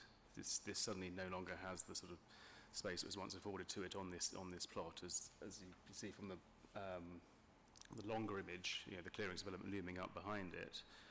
It's already been added to on the southeast elevation on Denyer Street to the rear. That was approved not too long ago. So obviously, previously there's not been objections to extending this building to provide additional accommodation and use. And obviously we believe that the proposals are subservient to it. We've looked at a lesser order for the window treatments, for the rounded corners, using Halsey and Rawling Streets nearby as very good examples of this vernacular. And as we said, we've consulted with the residents. We did send a few different options of slightly different architectural styles, some a little bit more stripped down than this, some a little bit heavier, some a bit more contemporary, and we decided with Donald Insel Associates, with the residents, that this was the best direction to go I into. understand what you're saying. So what your argument is that because there's taller buildings of whatever quality we want to say, but the taller buildings behind it, that it doesn't matter if you change the character of it. Is that what you're saying? Rather than that they're actually more precious if they're being built around? You think it doesn't really matter and you can just add height and so on? It doesn't matter anymore because there's going to be taller buildings. This is actually a very specific conservation point, isn't it? Do you preserve because they're special, or you just think, they're going to be taller, we'll just make it taller? I think the advice we were getting from Donald Insel Associates was that it was about preserving the significance of why the buildings were listed, and it was then modesty and scale, and it's a judgment. It's a judgment of whether the additions preserve that modesty and scale versus any harm and benefit that comes forward as part of the application. We feel it does preserve that modesty and scale, so it's a subjective point. Okay. And we think there are important benefits that come forward as part of this, not least resolving the sort of slightly clumsy 1985 single-storey extension to the return. Thank you. Anyone? No? Okay. Well, thank you very much indeed for that. So, colleagues, questions to officers. Any particular questions? No. Oh, Emma, do you want to? Yeah, I just want to repeat that question really, which is a building of a listed building of any less value because it's being built around? It's not, is it? I mean, this is why the recommendation is to refuse, just to put it in a very basic way. Yeah. Okay. No, that's what I... Yes, I mean, I think how I'd describe the recommendation really being based on three parts in answer to your question there. In terms of harms to the listed building, the first part would be the removal of obviously a very significant part of the fabric of the listed building. I mean, the original roof fabric, there's a lot of fabric of the building which would be removed. So by definition, there's already a harm there just in the removal of that fabric. And then I think secondly would be the extent of the extensions proposed, both at the rear and at roof level, which would amount to sort of a very significant change to the listed building. And then thirdly would be the relationship of the listed building to its surroundings. So that's a listed building point and a conservation area point. And I mean, the way that the clearings development would relate to the site as it exists at the moment is that obviously the listed building would retain its own integrity and the clearings development would step down as it approaches the listed building. These proposals would effectively blur the listed building into the clearings developments, and that distinction, I mean the integrity of the listed building would be reduced, and that essential distinction between the clearings developments and this site would be blurred. Okay, thank you. So those are the key elements to it. Thank you. It's helpful. Okay. Thank you. Any other questions to officers? We need to think about a decision. What are our thoughts about this? Janet, do you want to go first? Sorry. Considering that there are no objectors and a very strong residents association is backing this, and the three councillors, I feel we must grant. Okay, I'm not sure I agree with the word must, but I absolutely take the point. It is unusual. It's unusual for a significant residents' association to actually support a development. Malcolm, what do you feel about this? It's very exciting because it's not very often I see officers recommend refuse and all the residents want to approve. It's usually the other way round.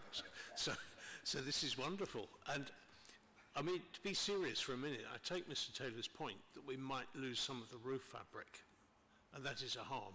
But I think this is a wonderful scheme because we're told to protect and enhance conservation areas. And by doing this development internally, we are protecting that building. We're future-proofing it. We're making it stronger. We're making it more sustainable. And it will last longer. So we're protecting it and we're enhancing it because the architecture, I think, is perfect for this. And just normal people who are not planning experts, but normal people like it. This is what they want to see in this borough. And so I feel very strongly that what residents want to see is protection and enhancement, and this is the perfect example. Yeah, I think you got my drift, Chair, that I agree with Mr. Taylor that we're blurring the distinction and we don't want sort of Disney-fied versions of this, and I think that's, I think we have to really, really hang on to our precious little gems, and that is one of them. So I support the refusal. Okay, all right. I think I'm quite sympathetic to the proposed development myself. I think that the additions are quite substantial.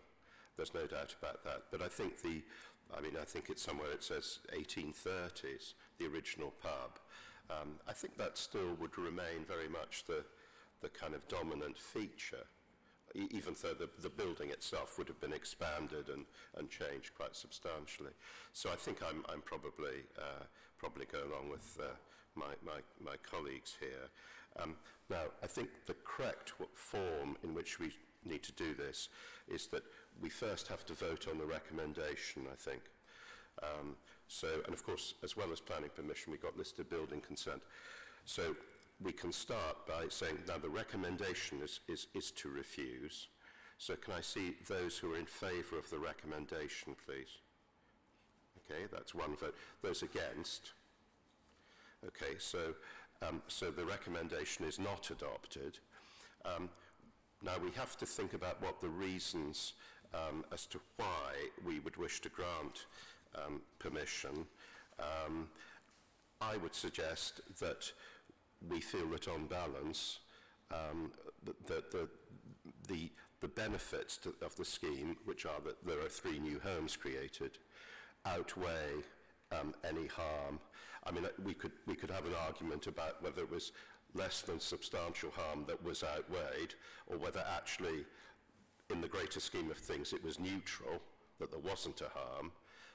I'm not sure, Mr. Taylor, is that a particularly useful discussion to have, or what do you think? What would you suggest? Well, my advice, Chairman, would be that by definition, I mean, the removal of a significant part of the fabric of a listed building would have to be a less than substantial harm. By definition, I mean, yes, a modern extension to a listed building could be removed without harm, but if it was part of the original listed building, that would have to be a less than substantial harm, which could then be outweighed by benefits. But I think the starting point would have to be that there would be a less than substantial harm. I mean, colleagues, I would be very happy to take that advice if that's the correct formulation.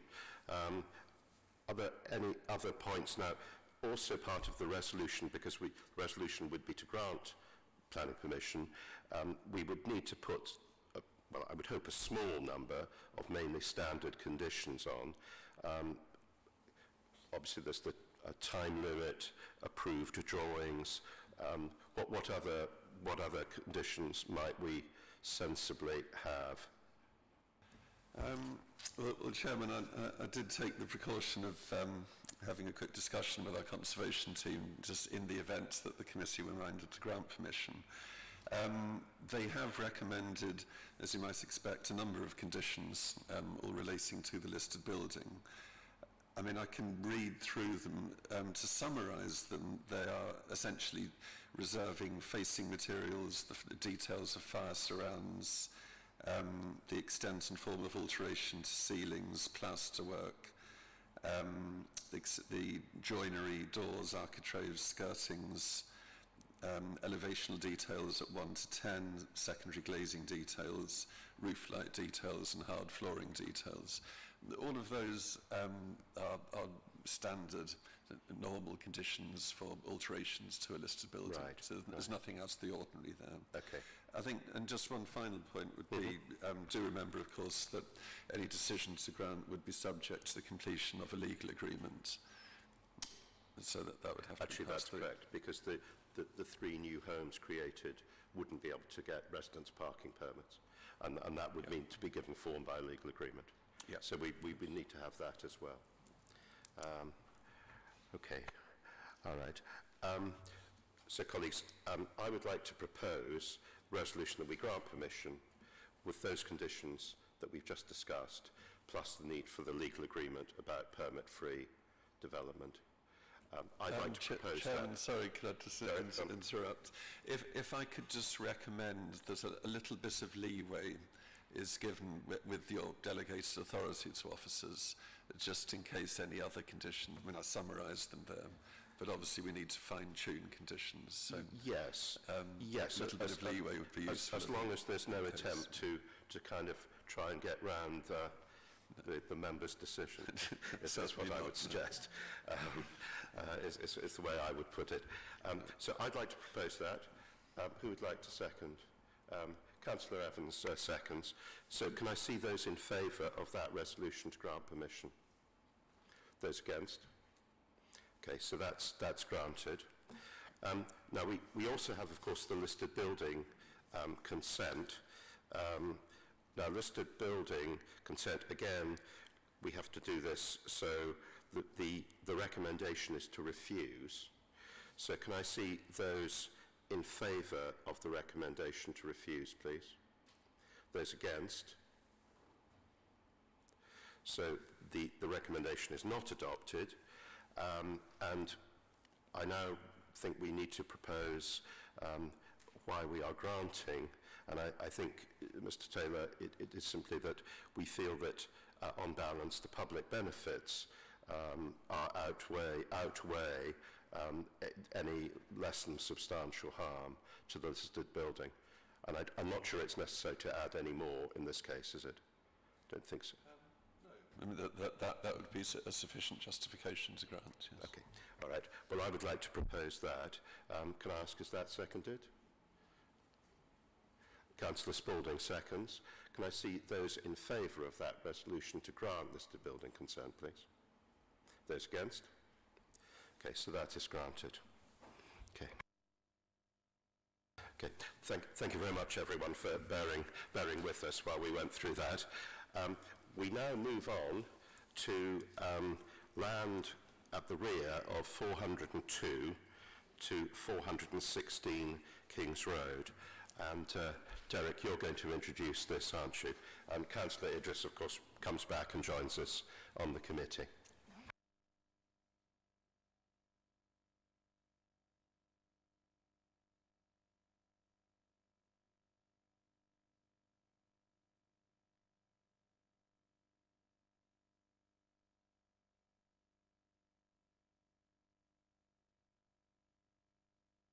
Turn the microphone on. Right, so this is an application for planning permission to erect a single-storey basement, a 2-storey house, and it would form a 2-bedroom dwelling.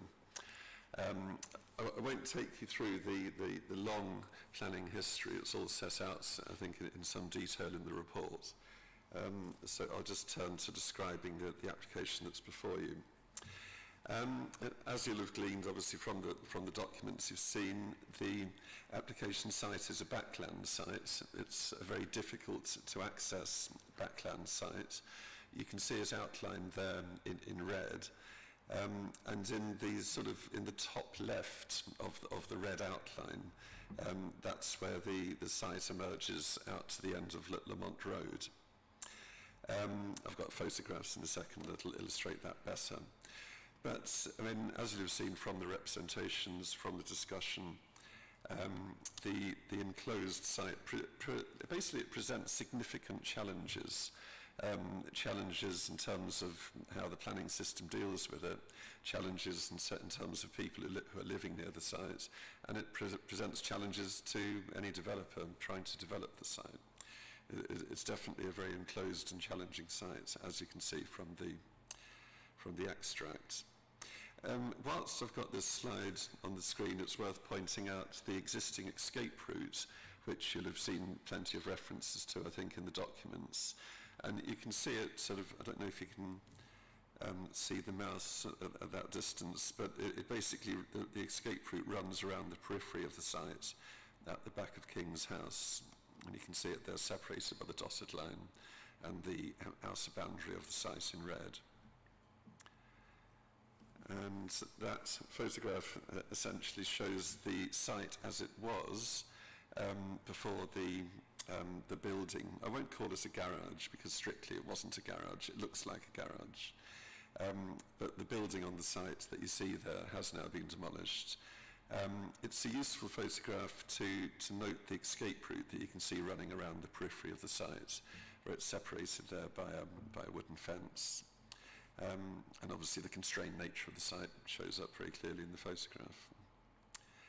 And then that's another angle showing the building as was at the centre of the site. I saw in one of the representations that the site was in use as some sort of garden facility.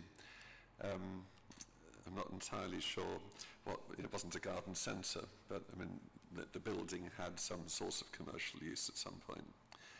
But anyway, that's now gone. And that shows the site entrance taken from the end of Lamont Road. And you can immediately see, I mean, there is a crossover, but the crossover is far too narrow for a vehicle. So although there was a garage-like building on the site, and there is a form of crossover, clearly vehicular access to the site is not possible. And in section terms, you see there are two different sections through the proposed building, so you can see it's a two-storey building. You can see that there's a basement level and an above-ground level. And on the left-hand side, you can see the site boundary, again, where the escape route passage would have to remain. And then that's a long section taken through the site. Again, at the right-hand side, you can see in section the escape route passage. And you can see there the two floors of the building as it would be. In plan form, predictably the building obviously has to take its form from the shape of the site. I think one important point to note out in terms of the plans is that there would be a sunken courtyard that you see at the bottom right-hand side of the image, which would provide a patio at the lower level. And then you've got two sort of artists' images there.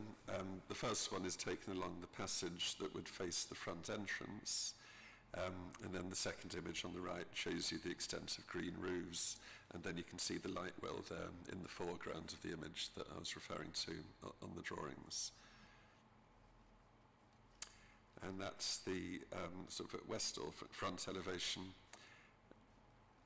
And I thought I'd include those. They're actually in the pack, but they essentially show some of the inspiration for the timber-clad design for the developments. And then some more recent photographs. These particular photographs, I think, date from 2020. You'll have seen, obviously, the recent history described in the report. So you'll know that work did commence in 2020. That work has now ceased. But these photographs show the work as it was taking place in 2020. You can see in the left-hand photograph that some excavation was commenced, and you can see in the right-hand photograph that there's an entrance gantry in front of the alleyway leading to the site. These photographs were taken on the 14th of December last year, and they confirm that sort of pursuant to the enforcement interventions and so on, work did cease on site. So you can see there that the site in its sort of interim condition. And this last photograph was taken by an enforcement officer more recently, just confirming the present condition of the site. So clearly work has stopped. And then that's an extract showing how the conveyor and vehicle, well, there could only be one vehicle at a time, that could service the construction work. That basically shows the convoluted route that the conveyor structure would have to take. So you can see there, that's why I was saying it presents challenges. I mean, clearly it's a very difficult site to build in. And then that shows how the conveyor and the gantry would relate to a vehicle in the street in terms of gaining entrance to the site. One thing that I would suggest at that point is that I know from the recent history that a large part of the controversy, obviously contamination and outstanding conditions was part of it, but I think for the neighbours a large part of the controversy was how the gantry, when it was installed before it was removed, how that related to the street, and how there wasn't really any definitive planning document that showed the form that the gantry would take. Normally a gantry over the highway would be subject to a highways licence and so on, but that's not a consultative process. So I was going to recommend that if you're minded to grant planning permission, that our normal CTMP condition should have the gantry added to it, because the CTMP condition would be consulted upon, and that would be one way that neighbours could feed into that process. If the gantry, as I say, was just subject to a highways licence, then neighbours wouldn't have that input. So adding the gantry to the CTMP condition would make sense for that reason. And that's the end of the presentation, Chair. Okay, well, thank you very much. Now, we've got speakers for this, and I think Councillor Randall, you and Mr. Lott are speaking in objection. Now, between you, you've got 5 minutes. How would you like to do this? Who would like to go first? So, Mr. Lott, you'd like to go first, and then you'll follow up. Yes. Okay. So, please, when you're ready, do go ahead. Thank you.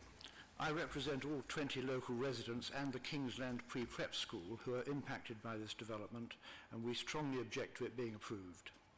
This small open space in a conservation area is not an acceptable location to build a house.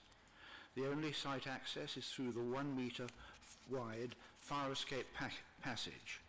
A house and basement cannot be built here without unacceptable consequences for the residents. The site was valued as an open green space by the residents.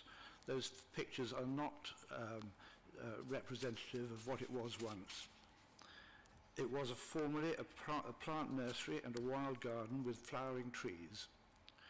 Too many green spaces in London are being lost. To concrete over the whole of this open site and build a house on it does not preserve the character and appearance of the site. It is now a cleared site. Building a house here adds to the carbon footprint, the energy and water usage, and generates heat, emissions and waste. This is not acceptable in 2022 in a conservation area.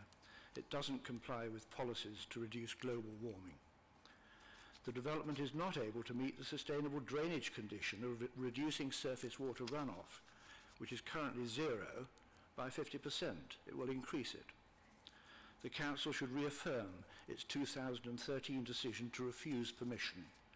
The judge's reasons for overturning their decision are no longer valid. Building a house on this cleared site would materially change its character and appearance, increase environmental emissions, and permanently destroy its original biodiversity.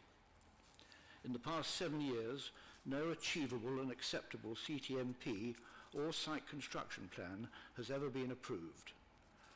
The draft plans submitted with the application are unrealistic, inaccurate, and incomplete.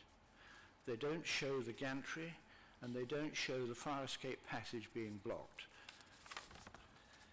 It must now be obvious to normal people, as well as the council planners, that a house and basement cannot be built here without transporting equipment and materials over the roof of number 4 King's House Studios, storing materials and equipment on the pavement or highway, constructing a gantry in front of number 5 Vintners Row, obstructing their light and view, and parking scores of trucks on the double yellow lines in the turning area for many hours to remove more than 200 meters cubed of excavated material. The judge's preconditions designed to minimize disruption proved totally ineffective. As you saw from the photograph, the fire escape passage, it wasn't pointed out, but the fire escape pathway had been already destroyed, and it's still unsafe and not reinstated. It cannot be built without moving equipment and materials to the site over the roof of King's House Studios and constructing the gantry in front of Vintners Row.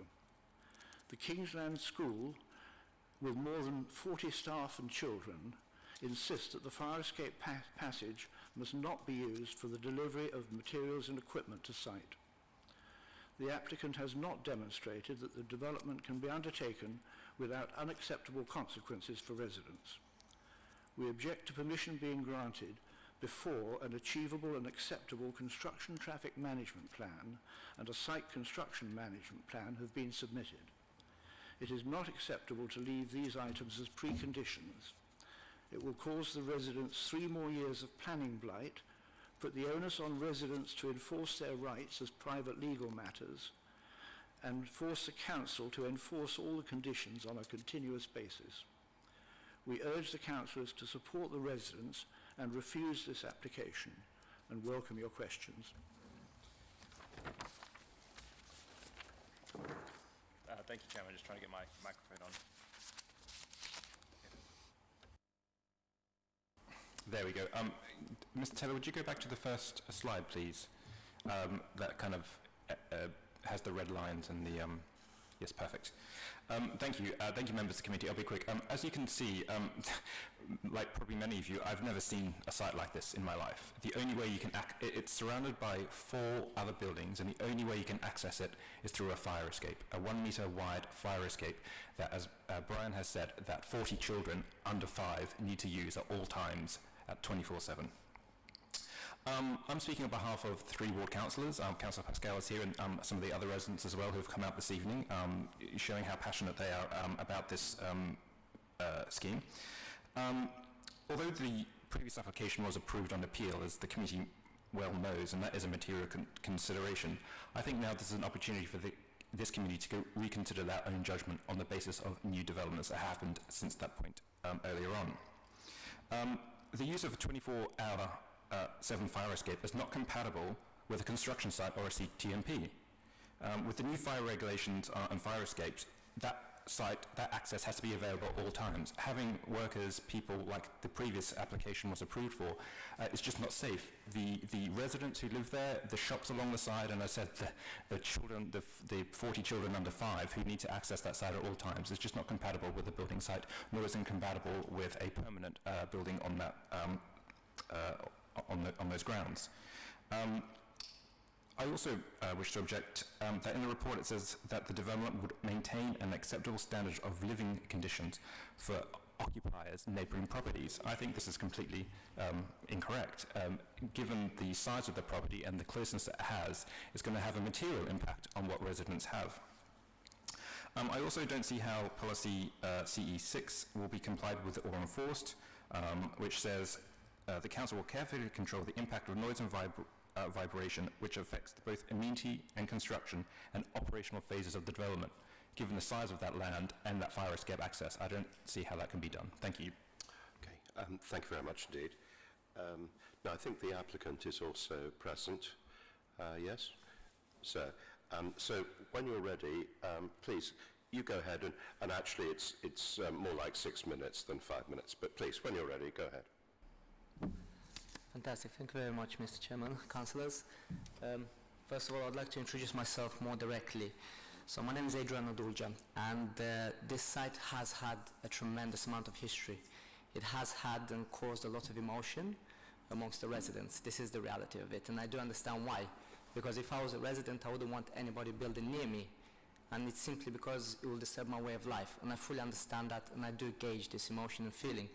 So I want to start quickly by mentioning the process of what the site used to be. The site was approved for planning. The construction has started, and the tremendous part of it, which regretfully in construction, the reason you have all this noise is usually when demolition takes place. So during this process, when demolition did take place, that's when all the problems started, simply because the residents were in a way forced through the planning permission to put up with demolition works. I'd like to point out that demolition works have finished. Now, the most important part to point out is that the site was actually owned by a different developer, by a different owner. I've stepped in the last 2 months because the previous owner has gone bankrupt due to COVID situation and scenarios, lack of funding, and most importantly, because he was unable to dismiss one final condition which forced him and his application to be dismissed and therefore to be void. And that's crucial to undertake, that the planning was issued, construction did take place. Should not have been of COVID, this development would have been finished by now. I want to start more importantly and just focus on the scenario, what I do. So I've spent the last 17 years in construction. I own a construction company which started from green roots 17 years ago, me and my mom, and we've been working day in, day out to manage the construction company, and we build affordable housing throughout London.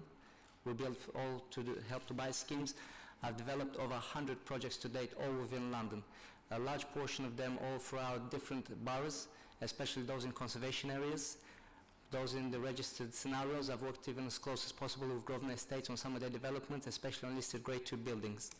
I do gauge and I do feel for the residents, and Mr. Brian Lott especially, I fully understand his optimism, and I want to point out something very important. We do have a tremendous amount of experience, and I've been doing construction for 17 years. I gauge that I understand once again the emotions and feelings they have, but I would like to point out several factors. One, the construction element of it and the space in which it is an opinion. From everybody can have an opinion. The reality is that there is enough space to develop the project. At no point whatsoever is any of the materials covered over roofs which belong to other neighbors. I've personally been on site. I've taken photos which, if Chairman you would allow me, I'd love to distribute them so they can see. These were taken 2 days ago. So you understand the actual condition, not of just the site, but the appalling condition that the actual pathway has been maintained, because it hasn't been for generations and decades and God knows how long. The reality is that you have a fire escape which is not a fire escape. It's actually a problem ready to happen. Now, outside all of this, I'd like to express that it's not me coming here as a developer. The reality is this is a self-built project. This will be my home. So this cancels out the main part. Now, the reality is that it's 100 square meters. The pathways are in excess of 2 meters wide, which is more than enough for any escape route and anything else. Also, bear in mind, I have spoken to a lot of the local residents, and I've tried to get a hold of Mr. Lott as well by even putting my own details for his letterbox and engaging all the other residents, including the young couple at number 6. We went through many discussions and have had a lot of different opinions. I have taken everything on board, and the most collective answer and the problem that has been is the ability and the method of construction which is undertaken.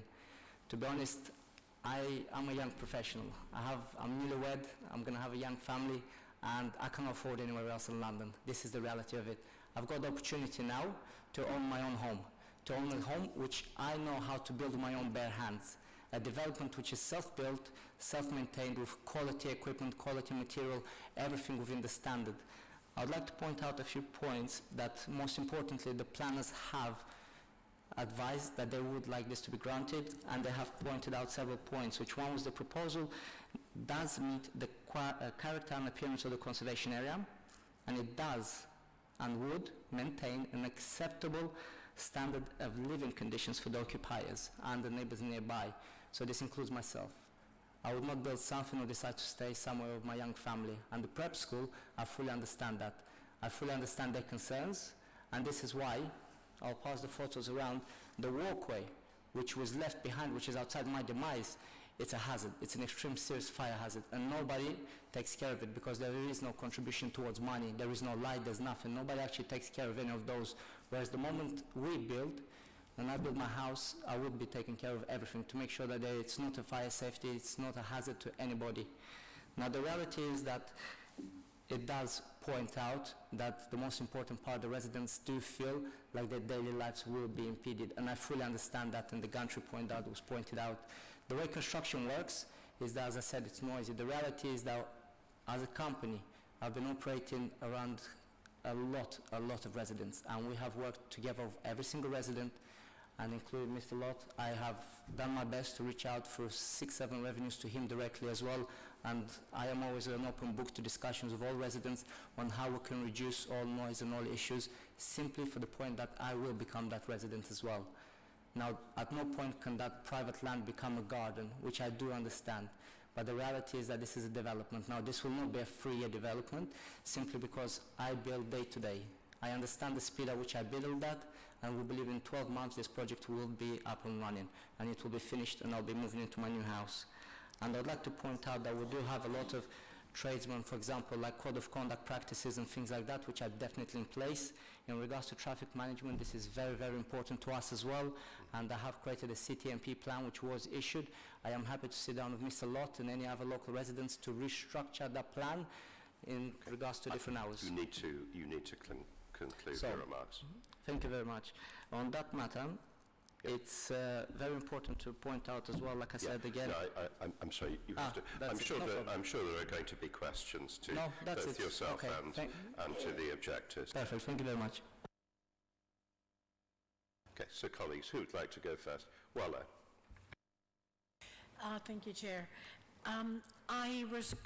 Demolition is always easy because tearing down something is a lot easier than digging up something. So you've said you're done with the demolition part of the plan, but you're also going to have a basement. You talk about the passage being 2 meters long, but then the fire escape where you used to actually get out, it's about 9, it's very narrow. It's supposed to be used for, children as a fire escape, but also you're digging up a basement, so all that debris need to come out. How is it going to come out?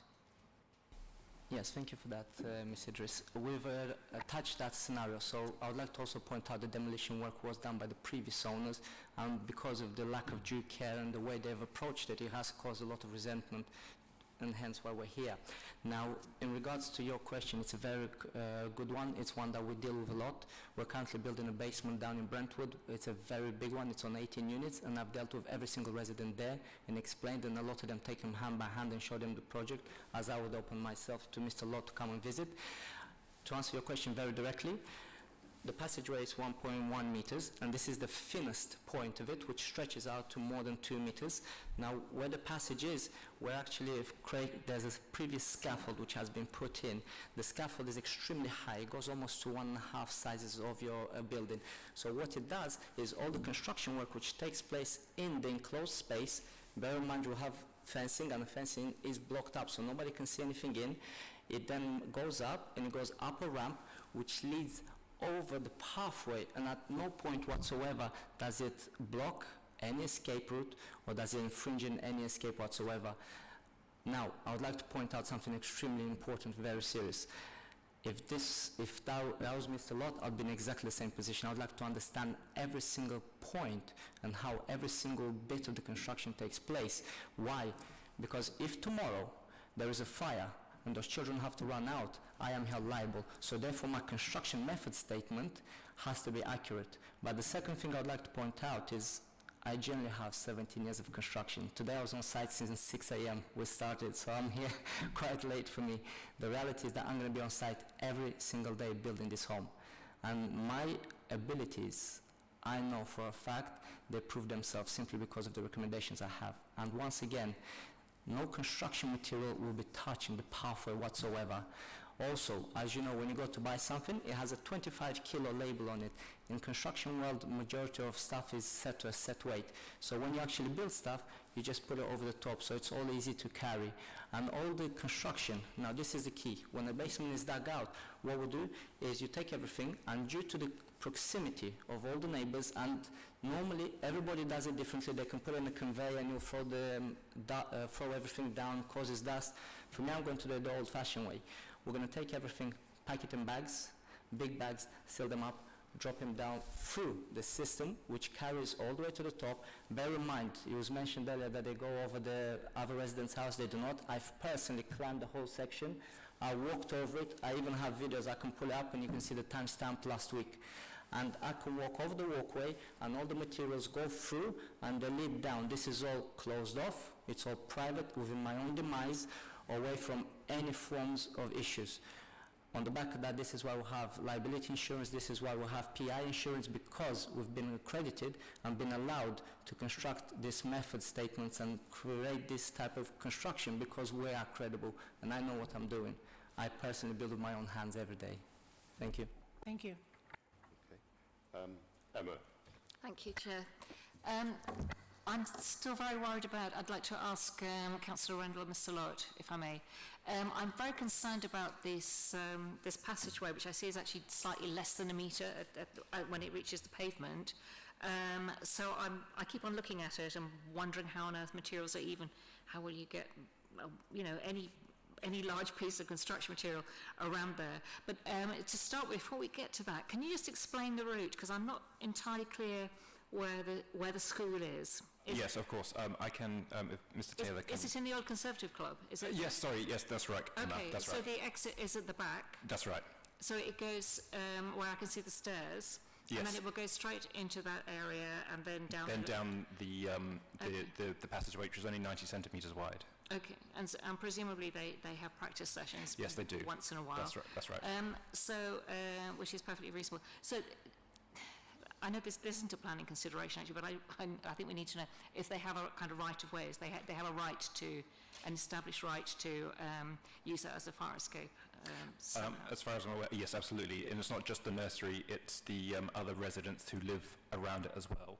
In addition to the shops, so it's the shops on the King's Road. Their fire exit is also the same fire exit as the nursery school. So it's owned by Mr Dolger, but there's a right of way. I'm just a bit confused about the legality. As I say, it's not necessarily of course a planning consideration issue, but really trying to get my head around this fire escape issue. It is a legal right of way of all the surrounding residents and the school to go on that fire escape pathway and through the passage. Okay, so from your understanding of what we've been hearing about getting heavy materials in, yes, through the gantry, yes, which I'm not quite clear, what is your understanding of how that will work? Based on previous experience, the gantry will have materials go over. I have to respectfully disagree with the applicant that it does go over people's houses, but of course not everything can go over the gantry. So workmen, for example, and other materials need to come down the fire escape. And you know. Sorry, you're saying that there's a request for passing materials through the fire escape? Or that's the only way you can get onto the site, unless you kind of go over the gantry. You can access the site no other way if you're a human being than down the fire escape. So basically, the construction can't happen unless there is access through that building. Exactly. Through the school. Exactly. No, not through the school. From if Mr. Taylor, could you just go back to the first screen? I'm sorry, and I'll show Councillor Dencode everything. Yes. So where the little kind of grey arrow is pointing at the top end of the yes, right there. That's the access in. Yes. Down a little there, and where the at the end of that first passage is where the nursery school is. Yes. Yeah, that's right. So that's the back of the nursery school, and then if Mr. Taylor continues with the mouse, moving the mouse to his right, yes, and then the fire escape for the school is just basically around here, and then where the other shops are along the side, where those blue dots are, that's also their fire escape. And also residents who live above that too. So that's the only way in and out of that site. And especially as well, I just also have concern regarding not just the construction of the site, but permanent access, like shopping, furniture removal, if that site is blocked at any point of that 24/7-hour period, then it doesn't comply with new fire safety regulations and... So that is one way, basically. There's not a way out of King's Road or anything? No, that's right. That's the only way in and out? and only way out. From the back of all those buildings? Yes, that's right. Okay, that's alarming, I guess. And then if I can come in on the gantry point. Yes. The gantry already is wider than the passage. It does oversail to a small degree at the moment King's House Studios, but the site construction needs a mini dumper, a mini digger, and a piling machine to go in. I was wondering about the piling machine. And all of those have had to be transported in and out of the site over the gantry, a much wider gantry and platform over the roof of King's House Studios. The site construction method statement also says that much of the equipment will be prefabricated off-site wherever possible. That cannot be passed through the passage, and it would have to go over King's House Studios. The resident owner of King's House Studios would refuse permission to that.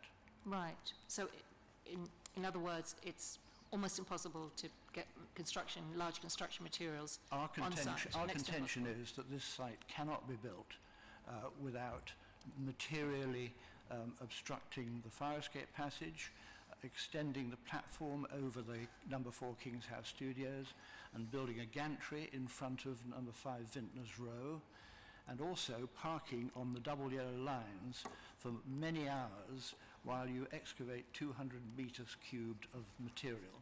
Yeah. Okay, thank you. That made it very clear. Thank you. Thank you. Any other questions? Martin? One for each, if I may. Yeah. For the objectors, in the very comprehensive pack that you provided with objections and photographs, there's one that is about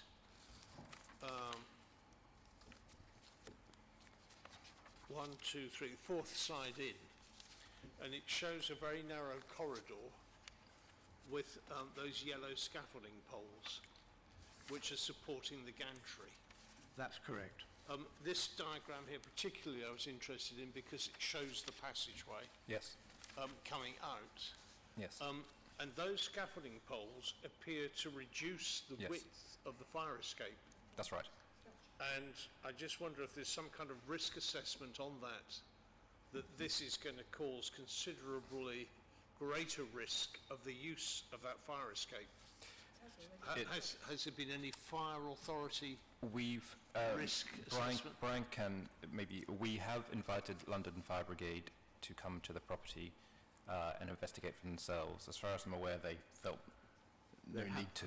To my knowledge, they haven't been to see that, but it certainly obstructs the free movement of 40 or more staff and pupils through that passage in an emergency. And do you know who owns the passageway? I know you've got an easement or a right-of-way over it, but does the applicant actually own it?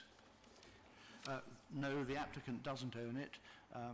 The owners of that passageway and the access off the street at the crossover lies with the King's House, numbers 1 to 4 King's House Studios. Yeah. And also, you see, when you mentioned they wouldn't give permission for flying stuff over, also they'd have to give permission for the scaffolding and the gantry, which is wider than the passageway. That's right. Correct. So it's using their space. Yes. Correct. Okay, I understand that on the CTMP and the sort of complexities around the fire escape.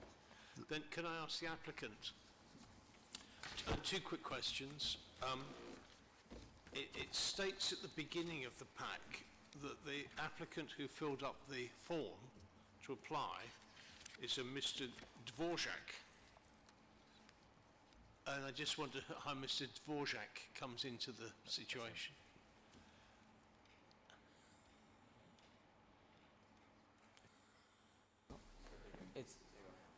It's on now. Thank you. Mr. Jovac, he was the agent we appointed to undertake, due to an extensive experience in planning, so he undertook the planning permission and everything for us, and that's his involvement. I would like to address one little quick scenario. Okay. My second question Yes, is sir. then, so he's your agent, but you're Yes. the applicant, you're the owner, Yes. and you said you intend to live there. Yes, sir. And I just wonder, what are you going to do about a car? I don't drive a car. I don't want to drive a car. I believe in the whole global warming scenario, so I'm actually against it. Now, something we did agree already with when the granted permission was, the words are jumping out of the mouth at 9 o'clock, we agreed that there will be a document signed with the local council where we will do a free parking. I will not take any parking whatsoever, and for me, to be honest, I walk or I use the metro everywhere, so I'm more for public transport. Thank you. Yes, sir. May I just point out, Chairman, would that be possible to pass around just 1 second? That's all I want. No, unfortunately, you can't pass things around during the meeting. Oh, okay, sorry, I wasn't aware of it. Well, I would like to say that just a very brief one. No, hold on a second. Oh, sorry. Sorry, it's for members of the committee okay. to ask questions. I'm afraid you can't cross-examine. Sorry. Malcolm, had you finished there? Yeah, that's good. Janet, did you have any questions? Or yes. Yeah, please. Janet. I have a question for Mr. Taylor. Right. Okay. Do you No. have any Sorry. Do you have any?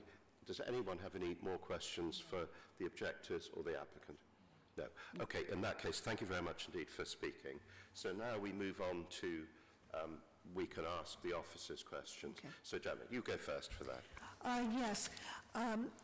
We're clearly concerned about the fire escape route. There are 91 young children and staff who have to lead these children out on the fire route.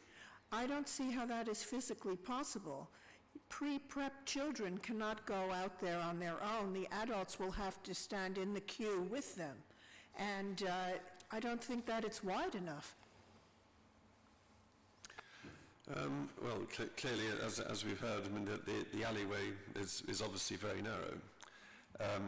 I mean, in the photograph, actually, that you can see on the screen at the moment, the right-hand one, if you look at the gap between the yellow support columns for the gantry, you can see the width of the alleyway. So, obviously, it's possible to go through it. You can see light at the far end, but clearly children can only go through there one by one, presumably with a teacher at the front or a teacher at the back, but it would have to be one by one. You couldn't get 90 children through there very quickly, for sure. No questions. Malcolm, you go next. When you have a fire escape from a premises, this would go back to the school. Presumably the school has to carry out a risk assessment. And they're using a right-of-way or an easement over somebody else's land. Now, if somebody interferes with that fire escape, I'm not sure where the legal duty falls. Does the applicant have to do a risk assessment? Does the owner of the land have to do it? Or does the school, who are the main beneficiaries of that easement, do they have to do it? That's a genuine question. I'm not sure whose Chairman, responsibility. I think I'll hand over to our solicitor present. I mean, what I would say, though, is in planning terms, I would suggest that it's actually not necessary for a town planning decision to know the answers to those questions, but I'll hand over to our solicitor. So I was just going to say the same. I mean, these are all sort of like non-planning issues. It's a private arrangement. And it's not really for us to go into that sort of arrangement. It's a private right-of-way, by the sounds of it, which isn't a matter. It's not a planning matter for us to consider. It's obviously something that the applicant, everybody else has to consider. I mean, even if planning permission was granted, you know, that's just one spoke in a big wheel. I mean, there's other hurdles that the applicant would have to get over, the right-of-way being one of them, but it's not actually a planning matter. Why I asked that question was so it would be put on the record, because we had a similar case to this, a very landlocked, confined space. That ended up being granted, but the applicant's got huge difficulties to get access. So I was going to ask a quick supplementary question, if I may. in planning terms, is there any sort of consideration that this clearly is not a suitable site for development in the first place? Is there some planning consideration that would cover that? Well, I think that the answer to that question will always come down in the first instance to policies, and then beyond policies to other material considerations. And I mean, the legal requirement, the statutory requirement for a planning authority is to take a planning decision that is in accordance with planning policies, unless there are material considerations that indicate otherwise. Now, in this case, obviously the report sets out the various planning policies that are relevant, and as you'd have read, I mean, it's concluded that each one of those policies is complied with. Then we're into the realms of other material considerations, and means of escape is certainly a material consideration. I would remind the committee that when the inspector was looking at this very question in 2014, I mean, the inspector devoted one paragraph in her letter to this issue, so it's definitely a material consideration. The inspector took it into account, but the inspector's words were that land ownership issues are outside the remit of this planning appeal decision. And then she said, I note the scheme would not remove the emergency access or egress route. So the inspector there was looking at the finished development. I mean, the inspector was not getting into the minutiae of site management during the course of the actual development work. The inspector realised that the completed development would include an uninterrupted escape route.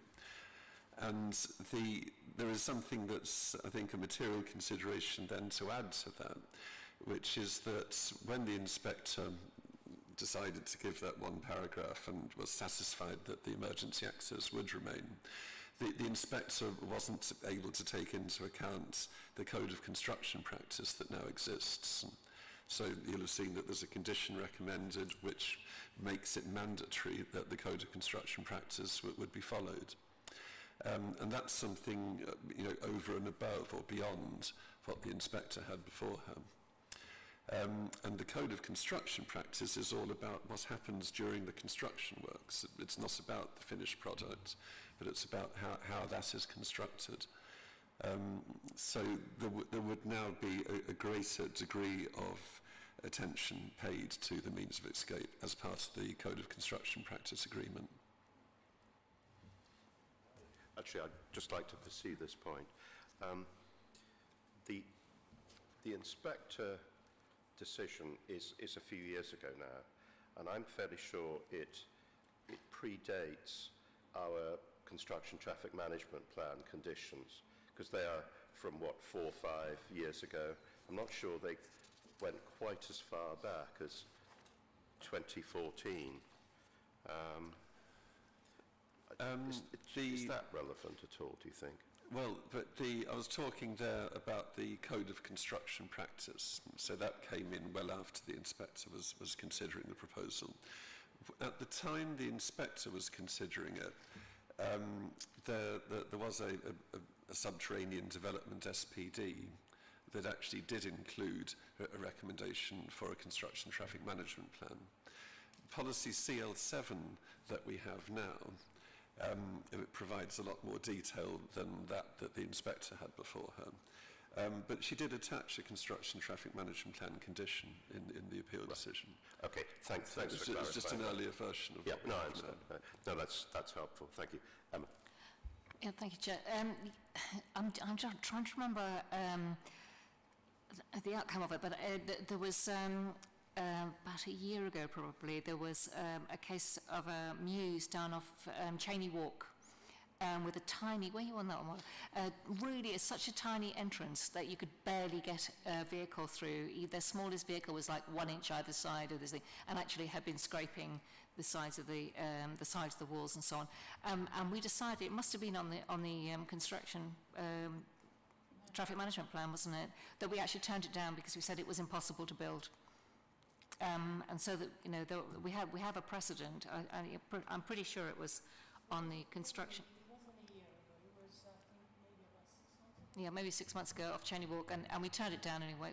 I can't remember who was chairing. Maybe it was is the chair. Okay, but it was we turned it down because it was impossible to build. So there has to be a way, and there has been a precedent. I think this one is impossible to build, to be frank. I just want to, with the benefit of officers here, I just want to try and take all of the different issues that have been raised and just clarify. First of all, there are things that are clearly planning matters, so relating to the development plan and these sort of things that are clearly our remit. Then there are things that can legitimately be planning conditions, which the CTMP for this would be an example. Then there's a whole set of civil matters, because it seems to me it's very hard to see how the CTMP could be discharged, a CTMP could be discharged without having a whole set of agreements with other people. But that would be entirely civil and party war matters, so nothing to do with us. And then finally, there's a whole set of issues which we have explored a bit that are really health and safety matters and relating to, for example, means of escape. Now, the suggestion, I think, Mr. Taylor, is that those are not really part of planning. Is that what we've decided about those matters? Well, in broad terms, the three categories that you outlined there are completely correct. In the third category, the matter of means of escape is very much a material consideration when you're considering the finished development.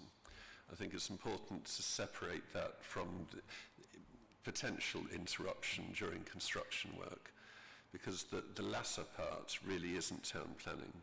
Means of escape, as it could be blocked by a finished development, would be relevant to town planning. But the construction work is something else. I mean, that's right on the edge of a planning decision. Now, obviously, in this authority, we have policy CL7, and we also have the Code of Construction Practice. So construction work is certainly much more relevant to a planning decision here than it might be anywhere else where those two components are not present. But even then, it's not central to a planning decision how that development would be built. I mean, even with our policies and Code of Construction Practice in place, it's peripheral to the planning decision how something is built. I mean, the building regulations, the Highways Act, the Party Wall Act, health and safety legislation is all there to control that. I mean, you could say that there's a very sort of a slightly blurred line between all the pieces of control, which would be true. But I mean, central to the planning decision is land use and what something would look like. So in land use terms, this planning application seeks residential use in a residential area. It provides a dwelling. So in land use terms, I mean, clearly it satisfies planning policies. In appearance terms, obviously you've got to come to a judgment, but as a backland site, I mean, the planning inspector concluded that the character of the area would not be harmed by developing the site in the way that's proposed. So that's obviously a central issue as well. The other matters are not central issues, but they're relevant through the Code of Construction Practice in particular. They're certainly relevant. Thank you. Malcolm? Putting all those issues to one side and coming to the planning considerations, in the 2014 grant by the appeal, by the inspector, to me this site has got four key planning issues. It's overdevelopment of such a cramped, limited access site, overdevelopment. There is, to me, a sense of enclosure there that's going to be made worse because it's a tiny enclosed area anyway, and some of the space is going to be filled up. there's overlooking from those windows in that tiny site, and so you're bringing habitable development closer to people's windows, and there's the living conditions of actually living in this semi-subterranean construction which has been made. So those four, did the inspector dismiss those four considerations, or are they something that we should be looking at tonight? That's overdevelopment, sense of enclosure, overlooking, and living conditions for the inhabitants of that new space. Well, the inspector did consider that the matters of living conditions in paragraphs 12, 13 and 14, the inspector actually concluded that the dwelling would be large enough for residential units and that the living conditions for future occupants, including access to daylight and sunlight, would be adequate. So, I mean, that was the inspector's conclusion at the time. And I should point out that that wasn't a reason for refusal. I mean, the council, in refusing permission, had not taken the stance that somehow the dwelling would be unsuitable for future occupation. And the inspector obviously agreed with that position. Okay. Well, I think we have to make a decision. I would suggest we perhaps could go in one of two directions. The first is that we could look at the issues quite narrowly and say that in planning terms, a completed development would be acceptable, but that we would want the CTMP to come back to committee. Now, in reality, from what we've heard, it might well be that an applicant would find it impossible to actually bring forward a CTMP that was agreed and that could be discharged. I mean, it's as his colleagues have mentioned, it's entirely possible to have planning permission granted for something which cannot, in fact, be built. I mean, that can happen. The second option would be, which personally I think is slightly shakier, but we could simply refuse permission. I think we would have to rely on saying sense of enclosure. It would be living conditions of neighbours. I don't think it would be possible to say that the actual proposal itself would have unsatisfactory living conditions.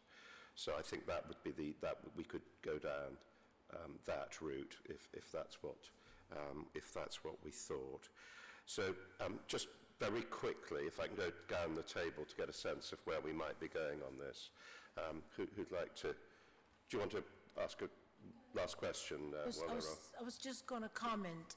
I think granting with conditions and the CTMPs coming back to committee will give us more control over what happens as opposed to refusing and relinquishing total control to the inspectorate. I think that's a good point. If we refused, then clearly that could be appealed, and you know, an inspector might be much less concerned than we are about many of the circumstances that we've heard about.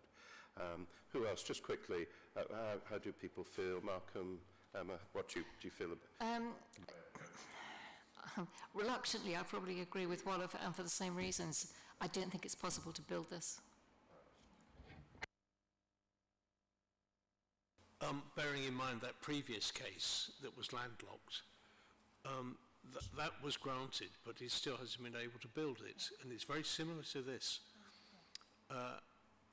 And so I think it does retain control within the council because we would control the CTMP.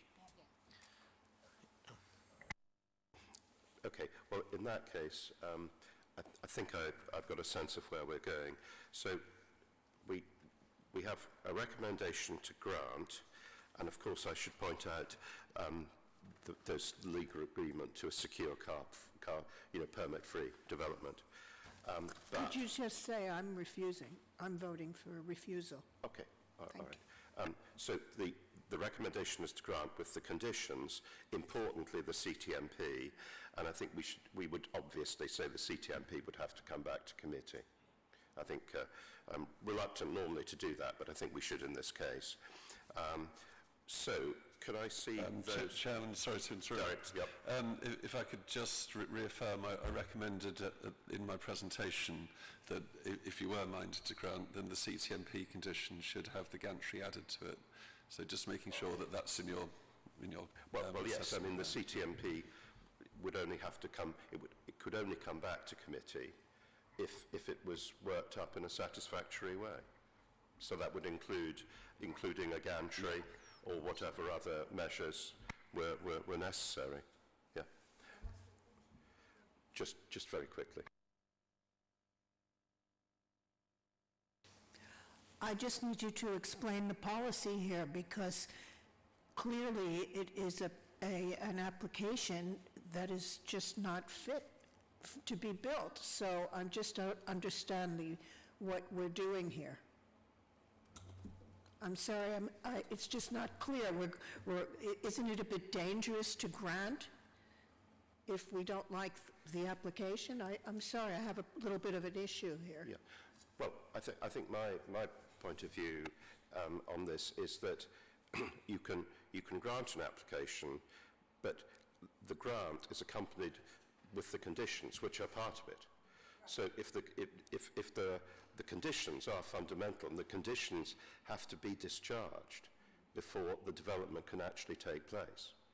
So it's a very important marker. So I think by potentially voting to grant, it means that we, as Councillor Spalding said, we kind of retain control, because the CTMP would have to come back to us, certainly initially. I think we need to make a decision about this. I'd like to move on and to make a decision. So the recommendation here is to grant with the conditions set out and, of course, the legal agreement. So can I see those in favour on that basis of granting, please? And those against? Okay, so that's granted by 4 votes to 1. And we've also requested the CTMP must come back to committee. Okay. Good. Thank you very much indeed, everyone. Thank you.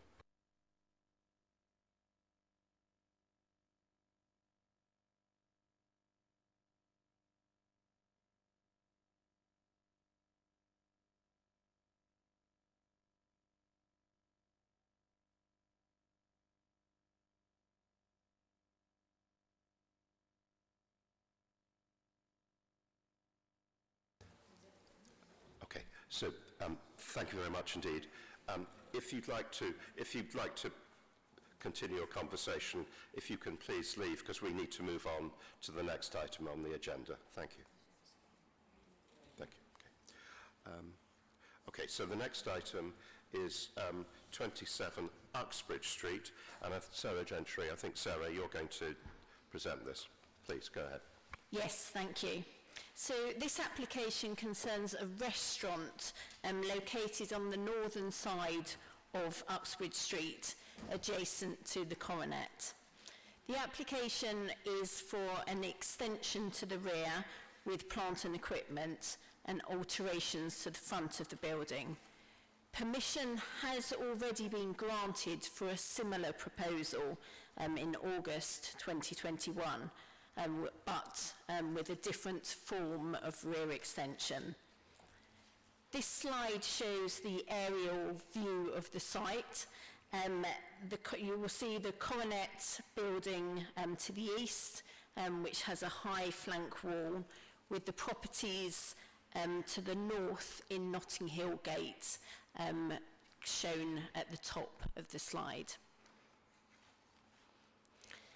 The building has an existing courtyard area to the rear at upper ground floor level, with also an existing extension at upper ground floor. There's also a store building located to the rear of the courtyard area, so that's adjacent to the properties and adjacent to the boundary with the Notting Hill Gate properties. The restaurant, the building already has an existing lower ground floor extension, so at lower ground floor it extends the whole depth of the site. It's proposed to make internal changes to the arrangement of the restaurant at lower ground floor level. At ground floor level, it's proposed to demolish the existing extensions and to infill the courtyard area as an extension to the restaurant. And the proposed extension would be double height, so it would extend up to first floor level.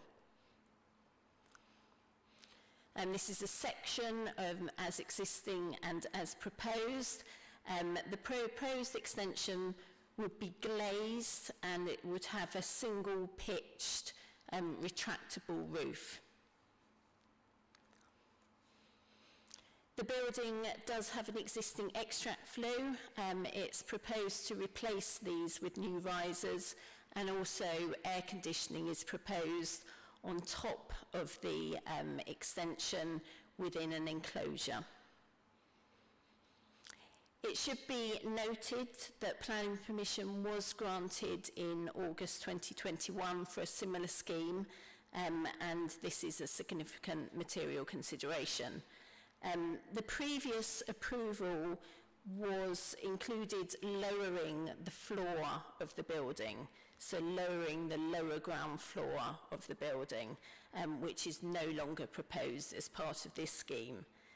And the approved extension was a pitched retractable roof, which was at ground floor level only. And it also proposed ducting and air conditioning, but these were in a different location. They were located adjacent to the coronet. The new extension now extends up to first floor level, and the ducting is partially concealed by that new extension. I've just included this photograph, which was sent in from one of the objectors, which just shows the relationship of the property with the property to the rear in Notting Hill Gate. The property to the rear has a terrace, and this is the boundary between them.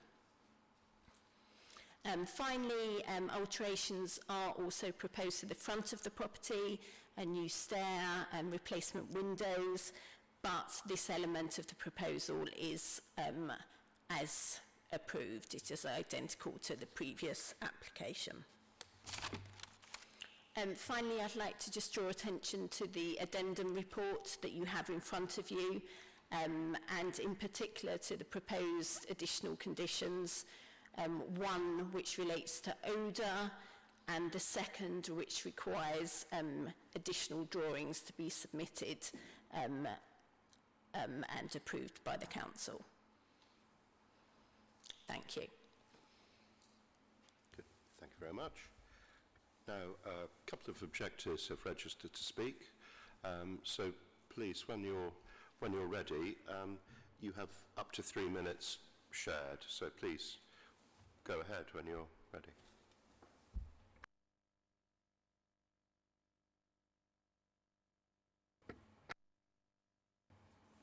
Okay, can you hear me? Yes, that's fine, thank you. Okay, good evening. I'm Gennaro Picardi, local architect, who was asked by Katrina Helen, directly facing neighbor at 113 Notting Hill Gate, to take a look at the application. And I made a few comments on the application stage, including photos and marked up drawings, which hopefully have been circulated and you can see them. Notice that they were not taken in great deal of account in the planning report, I must say. Given the time limit, let me focus on the amenity issue, which is clearly the central issue. As you can see from the marked up drawings in red, a significant element of the contest has been misrepresented, showing the facing property, the first floor flat 113 Notting Hill Gate, level with the restaurant courtyard and separated by a 2,100 millimeter tall wall. But such a barrier, in fact, does not exist because in reality, the flat's level is 1,300 higher and the balustrade is only 700 millimeter high, making the relationship between this huge inclined glazed extension and the terrace visually, physically, and psychologically directly interlinked. This matter has been rather overlooked to such an extent that the scheme proposed rather arrogantly to sit the support of the glass roof right on Mrs. Allen's balustrade, as you can see from the drawing, the section drawing in particular. Note on plan, this has been noted as a brick, which is quite bizarre. From here, many more unanswered questions follow, like a security, maintenance of the glass, potential polluting lights, dazzling facing the facing building, if you got any pendant lights, etc.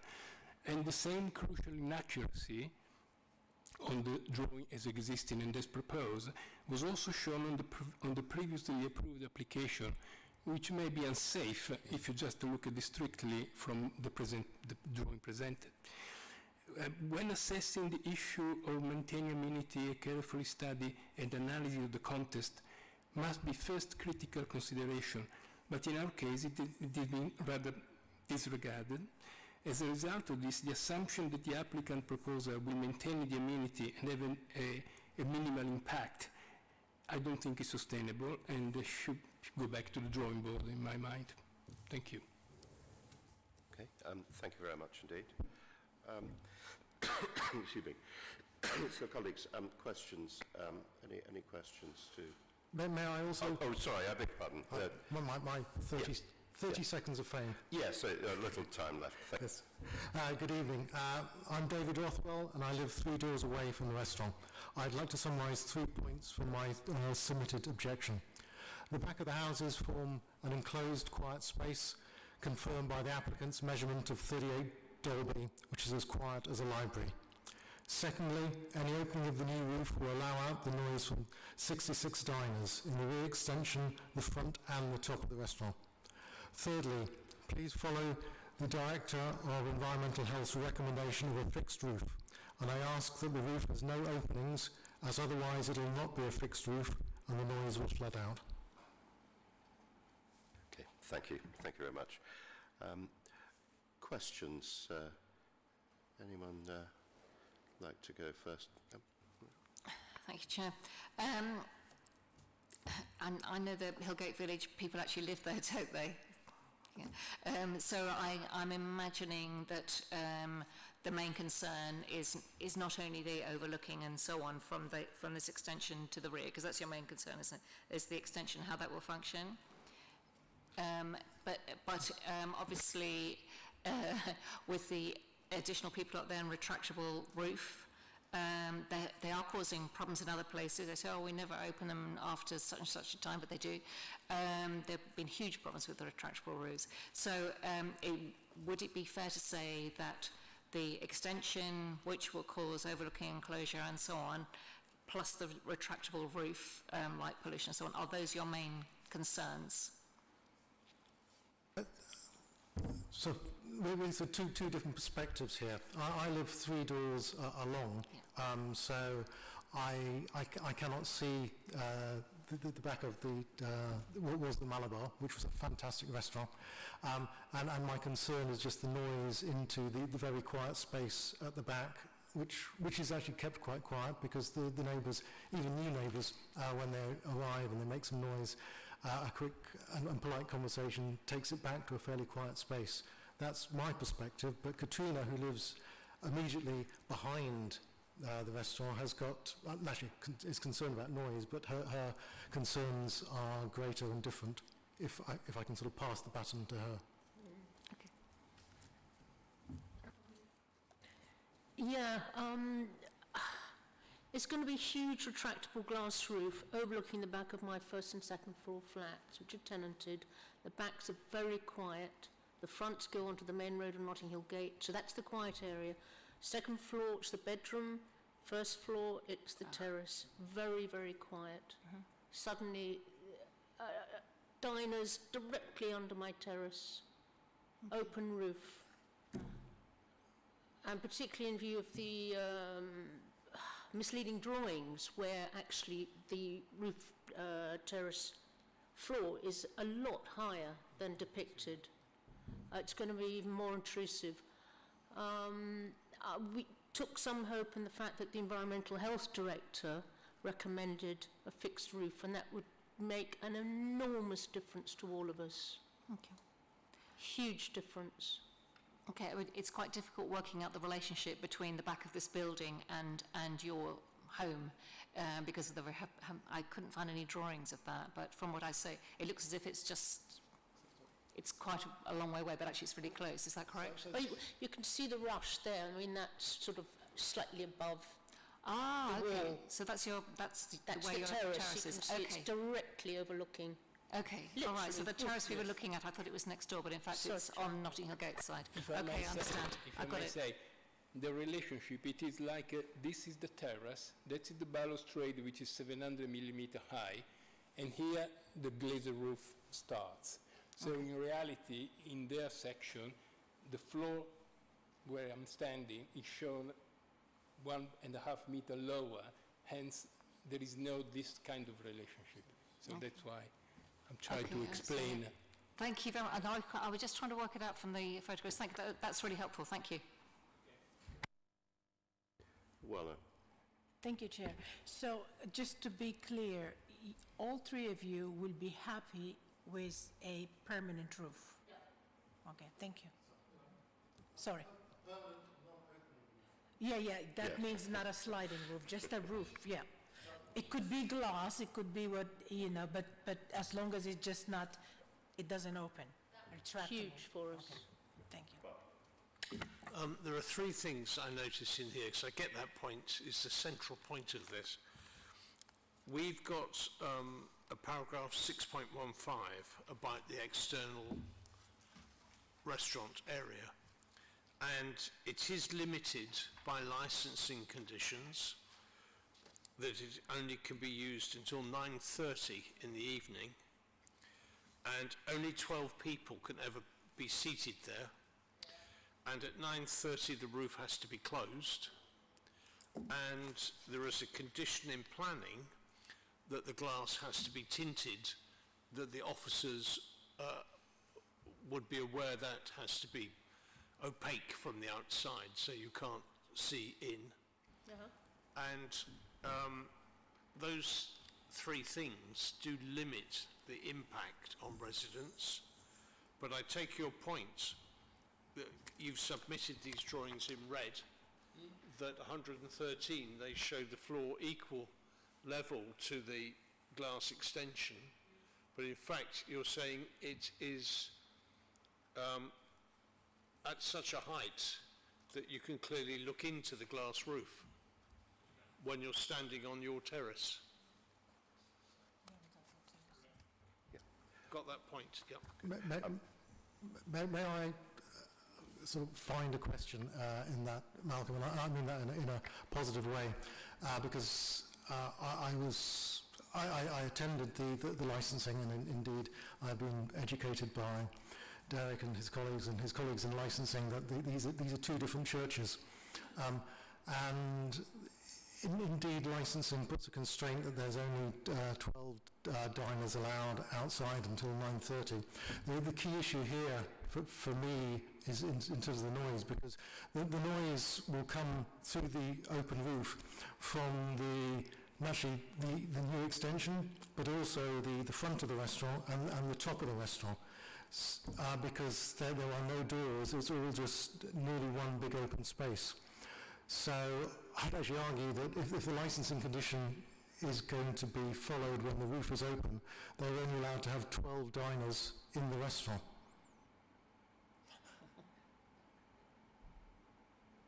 That is naturally for licensing to decide. Yes, okay. Okay, well, thank you very much for that. Right, questions to officers. I'll go first. Sir Gentry, we could have a condition that meant that the roof had to be fixed, couldn't we? I think we could do that if we wish to.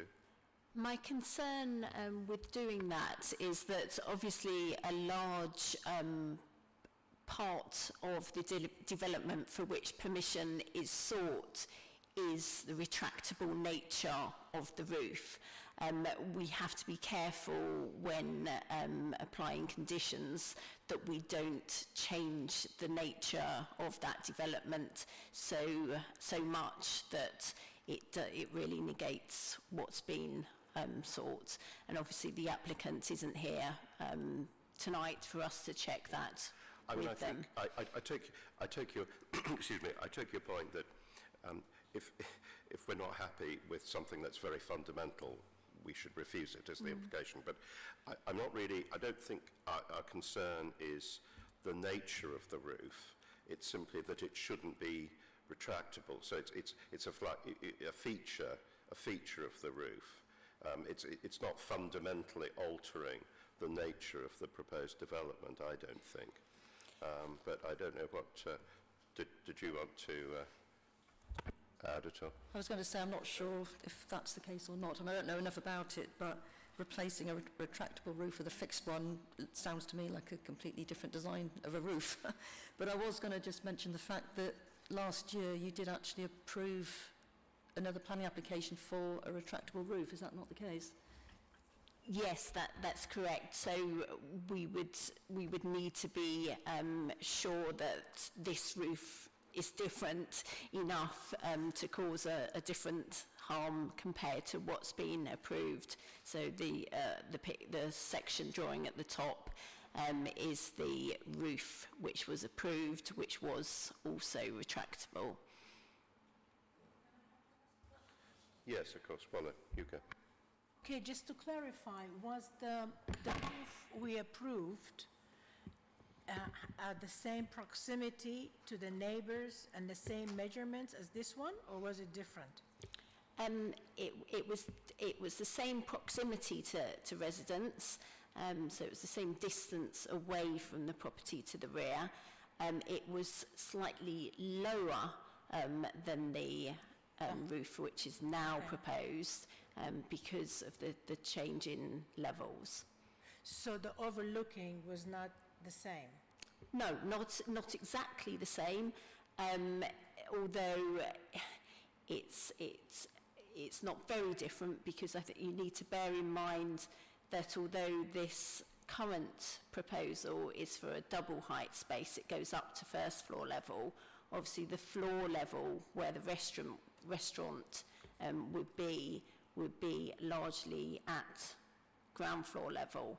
So people would only, I think a stair is proposed up to the first floor, but for the most part the customers would be at ground floor level, not at first floor. Okay, thank you. It seems to me if we gave permission for a retractable roof, that's a physical structure, but the control of it, if there's a noise nuisance created up to 9:30 p.m. when it's got to be closed anyway, the licensing regime controls that aspect of it, and it's up for review in 1 year. So if a noise nuisance is created and it's reported to the council and licensing are aware of it, then actually licensing can control whether this roof is open or shut. We've only approved a roof that's capable of being opened.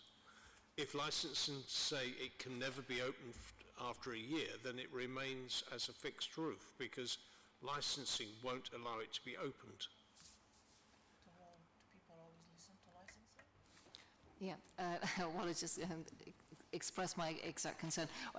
There is one, a building, a retractable roof at a building in Woodborough Road, which has made everybody's life a complete misery. It is controlled by licensing, and they don't listen.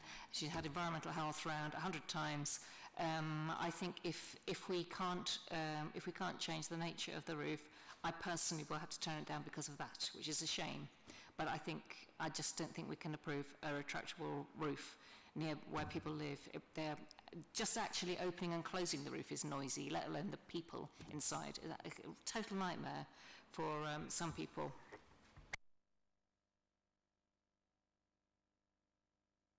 Just my final question to officers really is, it feels as though we say that the roof has to be fixed shut, or else the application sounds as though it might well be refused. I mean, if we did put a condition in it, that it must be shut, obviously that could be that could be appealed, or indeed that could be subject to a new application. I think, that would be my feeling. I don't know what you. I mean, I think if officers feel very strongly that that's not correct, then please do say so, and I would accept what other people have said, with the implication that the application might be refused as a result. Yes, I mean, I would. I think that you could do that. I would just repeat that you would need to be clear why this roof is different to the previous approval. It may be that because of the height of it at first floor level, that you feel that would make a difference in terms of the. No, I think that's exactly the point.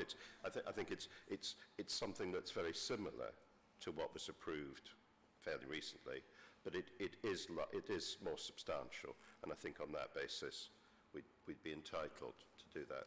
Malcolm, just briefly, and then we'll. Yes, exactly that. It's created that overlooking because it's right abutting somebody else's terrace. The height means it's overlooked, but also there's no guttering shown in this for wastewater. So if this drawing was built, it would discharge all the wastewater from that sloping roof straight onto 113's terrace, with no guttering and no down spout to take the water away. So I don't think we're going to approve something that causes that harm to somebody else's property.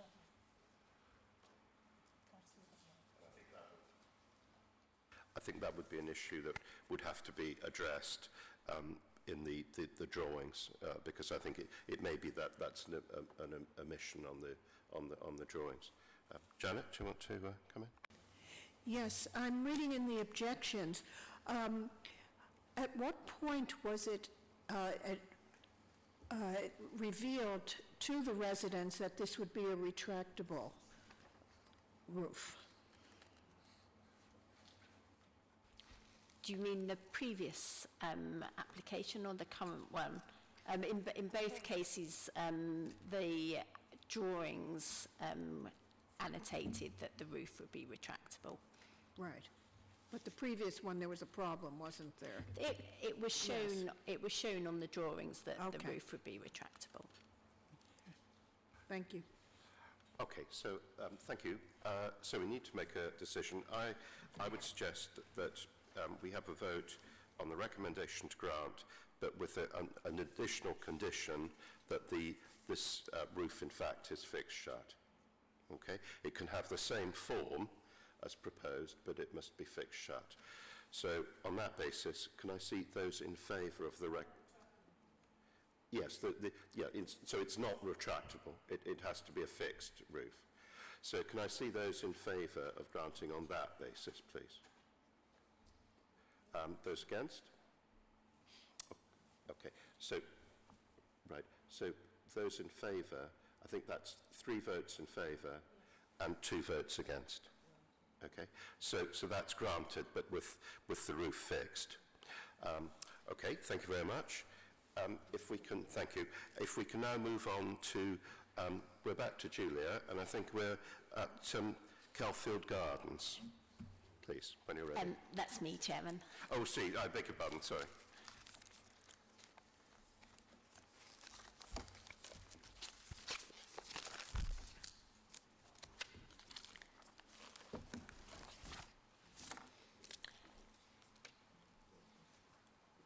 So this application concerns a two-storey house located mid-terrace on the northern side of Kelfield Gardens.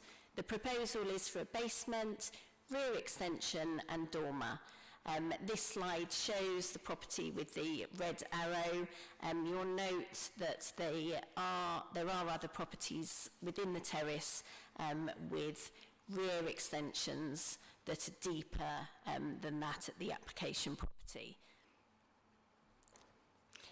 This photograph shows the existing rear extension, which it is proposed to replace with a deeper extension. The single-storey basement would extend the full footprint of the building, along with part of the front and the rear garden, but no more than 50%. Light wells are also proposed. To the front, there would be a light well covered in a grille, and then to the rear, the light well would be glazed with a spiral stair adjacent to the building line. The ground floor extension would be increased in depth by approximately 1.5 metres, and this would match the depth of the neighbouring extension shown at the bottom of the slide. At roof level, a dormer is proposed along with roof lights. There are other dormers within the terrace at numbers 28 and 32. The dormer would be well set within the roof with timber sash windows and lead roof and cheeks. And the rear extension would be brick with painted aluminium doors, and it would be set down slightly on the boundary with the neighbouring property to a height of 3 metres. And this is a section, and that just shows the rear garden, and that 1 metre soil depth would be provided in accordance with the basement policy. Okay. Any questions about that? No, I think, and we're satisfied that this is compliant with the basement policy. Yes, we are. Yeah. Okay. Any questions? No. Okay, in that case, the recommendation is to grant permission with the conditions set out in the report. So can I see those in favour of that, please? So that is agreed. Thank you. Now we now move on to Point West, and I think, Julia, that is you. Thank you, Chair. So this application, sorry, I'm just...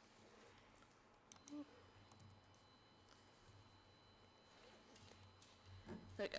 So this application is seeking planning permission for amalgamation of 2 flats into 1. This is the site plan and the area view. The application site is the large brown building just situated behind the properties along Cromwell Road. This is the existing and proposed floor plans. No external alterations are being proposed as part of this application. Existing flat 204 is a studio flat, and then the existing 205 flat is a 2-bedroom, and the proposal is to convert it to 1 3-bedroom property. Thank you. Okay. Any questions about that? Well, What's the square footage of each property? So as set out in paragraph 3.2, flat 204 is 54 square meters and flat 205 is 92 square meters. Isn't there a minimum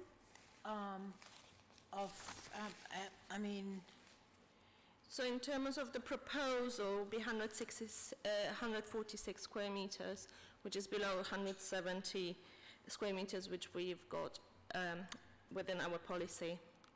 Okay. Okay, thank you. that's good. Yes, so that's compliant with the amalgamations policy in the local plan. Okay, so the recommendation is that we grant permission with conditions attached. Malcolm, did you want to ask a question? Just to observe, I was very pleased to see this because This building, as we know, was originally the West London Air Terminal, and these rooms above were originally hotel rooms. And here we had a case of hotel changed to residential, but we had some very small residential units left over, as it were, from hotel rooms.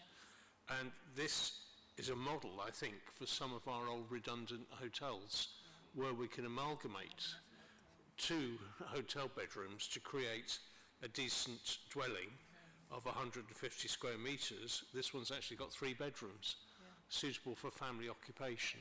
So I'm very pleased to see this kind of development, and I'm glad our policy allows it. Yeah. Yeah. No, it's a perfectly reasonable point, that. Okay, so thank you for that. So recommendation is to grant. Can I see those in favour, please, of the recommendation? So that is granted. Thank you. We now move to Tetcock Road, and I think, Mr. Taylor, it's back to you, isn't it?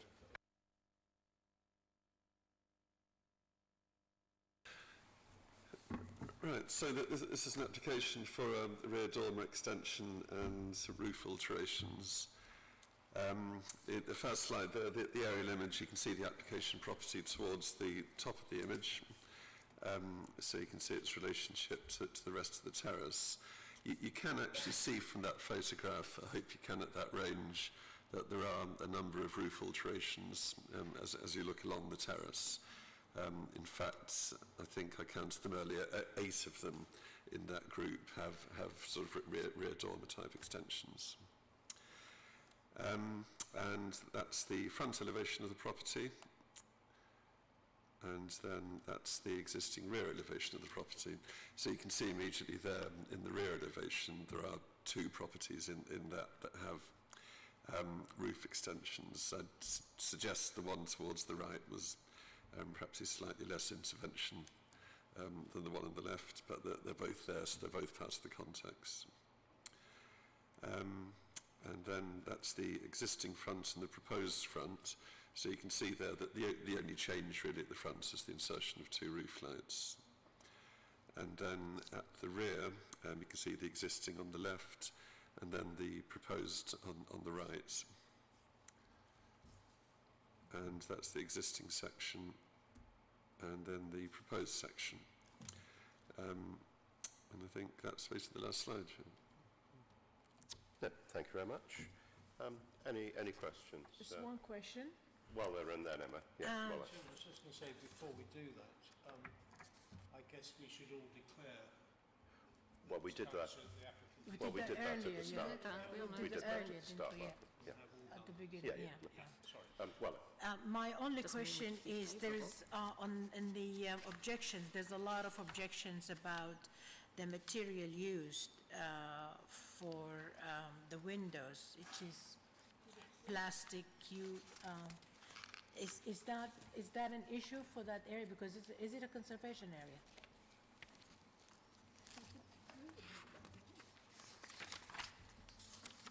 Sorry, as a question to me. Yes, it is, but I should point out that through the conditions that are recommended, the window material is effectively taken out. Okay. So you're not approving plastic windows. Okay. All right. Thank you. Thank you. Yeah, my question was also on UPVC, because I really cannot abide UPVC, and it's not long lasting, and it's also dangerous. So what are we approving here? Because in the condition 3, I don't understand the language, what it's actually saying. It's recommending this and not the replacement of this with heritage style, blah, blah, blah, as shown on the approved plans. Are we saying that we have approved? I don't understand what that means. No, essentially conditions 3 and 5 there work together.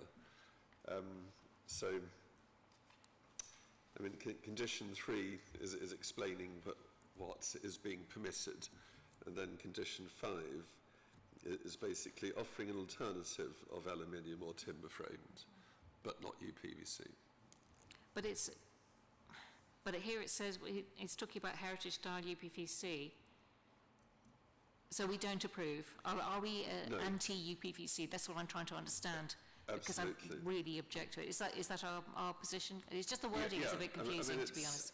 It's not clear unless you read it slowly, I suppose. I know, this is why it's really helpful to have it written in plain condition English. 3, I think, is clear in saying not the replacement of existing aluminium panel windows with heritage-style UPVC. Not with so the word not is the key word. Okay, it's really confusing because we can't have any UPVC. Okay, thank you. I just want to clear that up. Apart from that, I don't have any issues. Good. Yeah, I think that was the key point that I think people were interested in. Okay, so in that case, with that clarified, recommendation is to grant with these conditions. Can I see those in favour, please? So that's granted. Thank you very much. Right. Now we move on, stay in the South Pack for Cheval Place. And then the last one then for the South Pack is the rebuilding of the existing building at number 72. And in the first slide there you can see 72 at the centre, identified by the red line just beneath them. You can see there that this part of Cheval Place has sort of quite a mixture of buildings. I mean, I'd suggest that the overall character of the area doesn't take too much of its contribution from just this part. That's the existing front elevation, and that's the proposed front elevation. So actually what this is doing is creating a bit more of a traditional character within past the Mews that rather lacks that character at the moment. So that's the proposed front elevation, and then that's the existing rear and the proposed rear. So they're basically rebuilding the rear to match the existing, and then the existing section and the proposed section. So that's the single biggest difference, obviously, the fact that you can see the basement there in the section. But it's a single-storey basement and it complies with policy CL7. And then that's an image of the completed front elevation. Just before I finish, if I could say that condition 8 actually is unnecessary because there isn't an existing garage in the property, so it'd be rather over the top to restrict the use of what they're proposing now. So that's the last slide, Chair. Any questions? Well,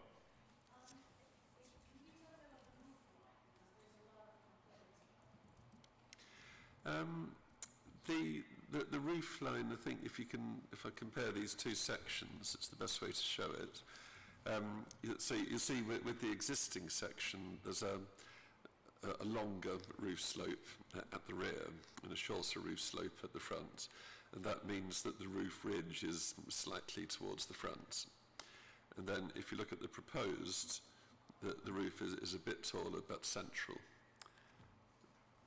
And I mean, it's in terms of roof lines, yes, it's raised a little bit, but not in any harmful way.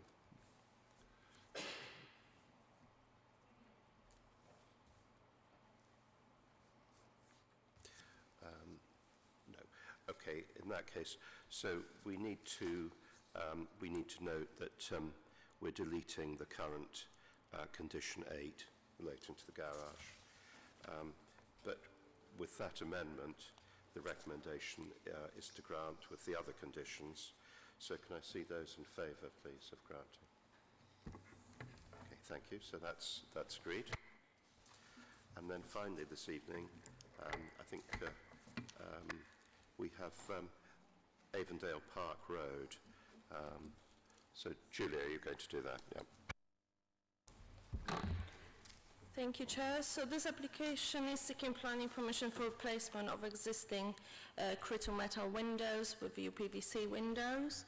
There have been no objections or comments received as part of this application. However, as the Council is the applicant, it was necessary that the Planning Committee determine this application. So the application is in relation to 18 to 24 and 26 to 36 Avondale Park Road. This is the site location plan with the application site outlined in red. I would like to draw your attention to the photograph on the right-hand side and the building at the left corner, which is the Southwood House, which has been referenced within the report to benefit from new PVC windows. This is the photographs of the side, the top right and left photograph, and the photograph on the left-hand side is the Southwood House. The existing and proposed front elevations at number 18 to 24. The existing and proposed rear elevation. The existing and proposed side elevation, number 18 to 24. This is the existing and proposed front elevation at 26 to 36. Existing and proposed rear elevation. Existing and proposed side elevations at number 20 to 36. And that concludes my presentation. Thank you.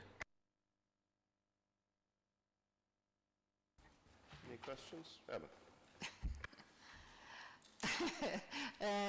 I can never agree anything with UPVC. I just can't. On a small council block, or like whatever it is, I don't mind. I'm not approving anything with UPVC. Cuts out light, it's dangerous, and it doesn't last very long. It's a complete waste of money. Anyway, it won't make any difference, I'm sure, but I would like it on record that I can't support anything with UPVC windows. Thank you. Do we know if there's been consultation with residents of the properties about this? Have they? Because presumably this is part of the council's own maintenance programme of replacing windows and that sort of thing. Yeah. I'm sure they have, Chair, because they've done it on all the other estates, and the people aren't told the snags with UPVC. It's only leaseholders who would look into it and understand. So I'm sure they will have, and I'm sure they embraced it. I just wanted to ask officers if we did have any information about that.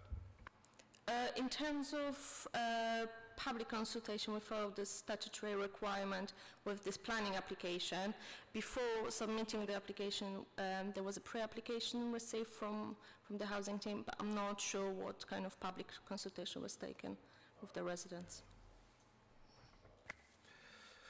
Okay, Malcolm. I'm struggling with this as well, because the drawings that have been provided are elevations that just show rows of windows in not much detail. And the whole point of the application is to look at the replacement of the steel crystal windows with the double glazed PVC. Nowhere in here is an image of the existing windows and the new ones. So I'm finding it very hard to judge whether the new windows... I get the point about the double glazing, the carbon zero, retaining heat and all of that, although some people say that the PVC uses more carbon producing it than it will ever save in its lifetime. But there's nothing to compare, there's no drawing. So why haven't, if Glen Morley TPM Studio is retained by the council, why haven't they provided proper drawings?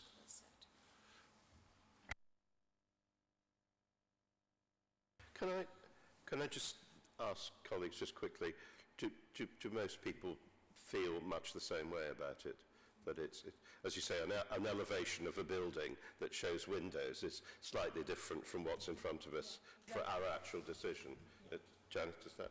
Yes, I would like to ask a question about that, because are we able to send an application back that we don't feel it's a completed application? Because this has come up before, we have pointed it out, and I cannot believe that we're now getting another application without diagrams of how it's going to look. Thank you. Defer. I think I've got a fairly clear idea of where we're going on this. So I think we feel that the application should be deferred because the applicant should come back with actual drawings of the proposed windows. Obviously, it would be useful to see the existing windows, which may well not be something that people particularly like. But I think we should have that detail in front of us. I was just going to say, Chairman, I mean, obviously then, so deferring it for existing drawings, better drawings would be one option. Yes. Just another option would be adding a condition for a scale drawing of the proposed window in more detail than those. So you could, I think we should probably. I think members should actually see some sort of detail. I mean, it may not be something that takes a great deal of time, but we should just be able to see what it is. So I'd like to propose that we defer the application on that basis. Is there a seconder for that? Okay, Councillor Evans, a second. So if I can see those in favour of deferral on that basis. Okay, so that's the deferral is agreed. Okay, great. Thank you very much indeed, everyone.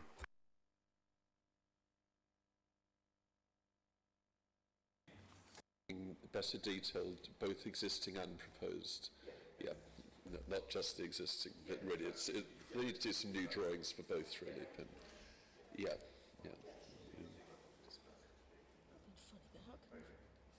Good, thank you very much. Thank you, Chair. Thank you, officers.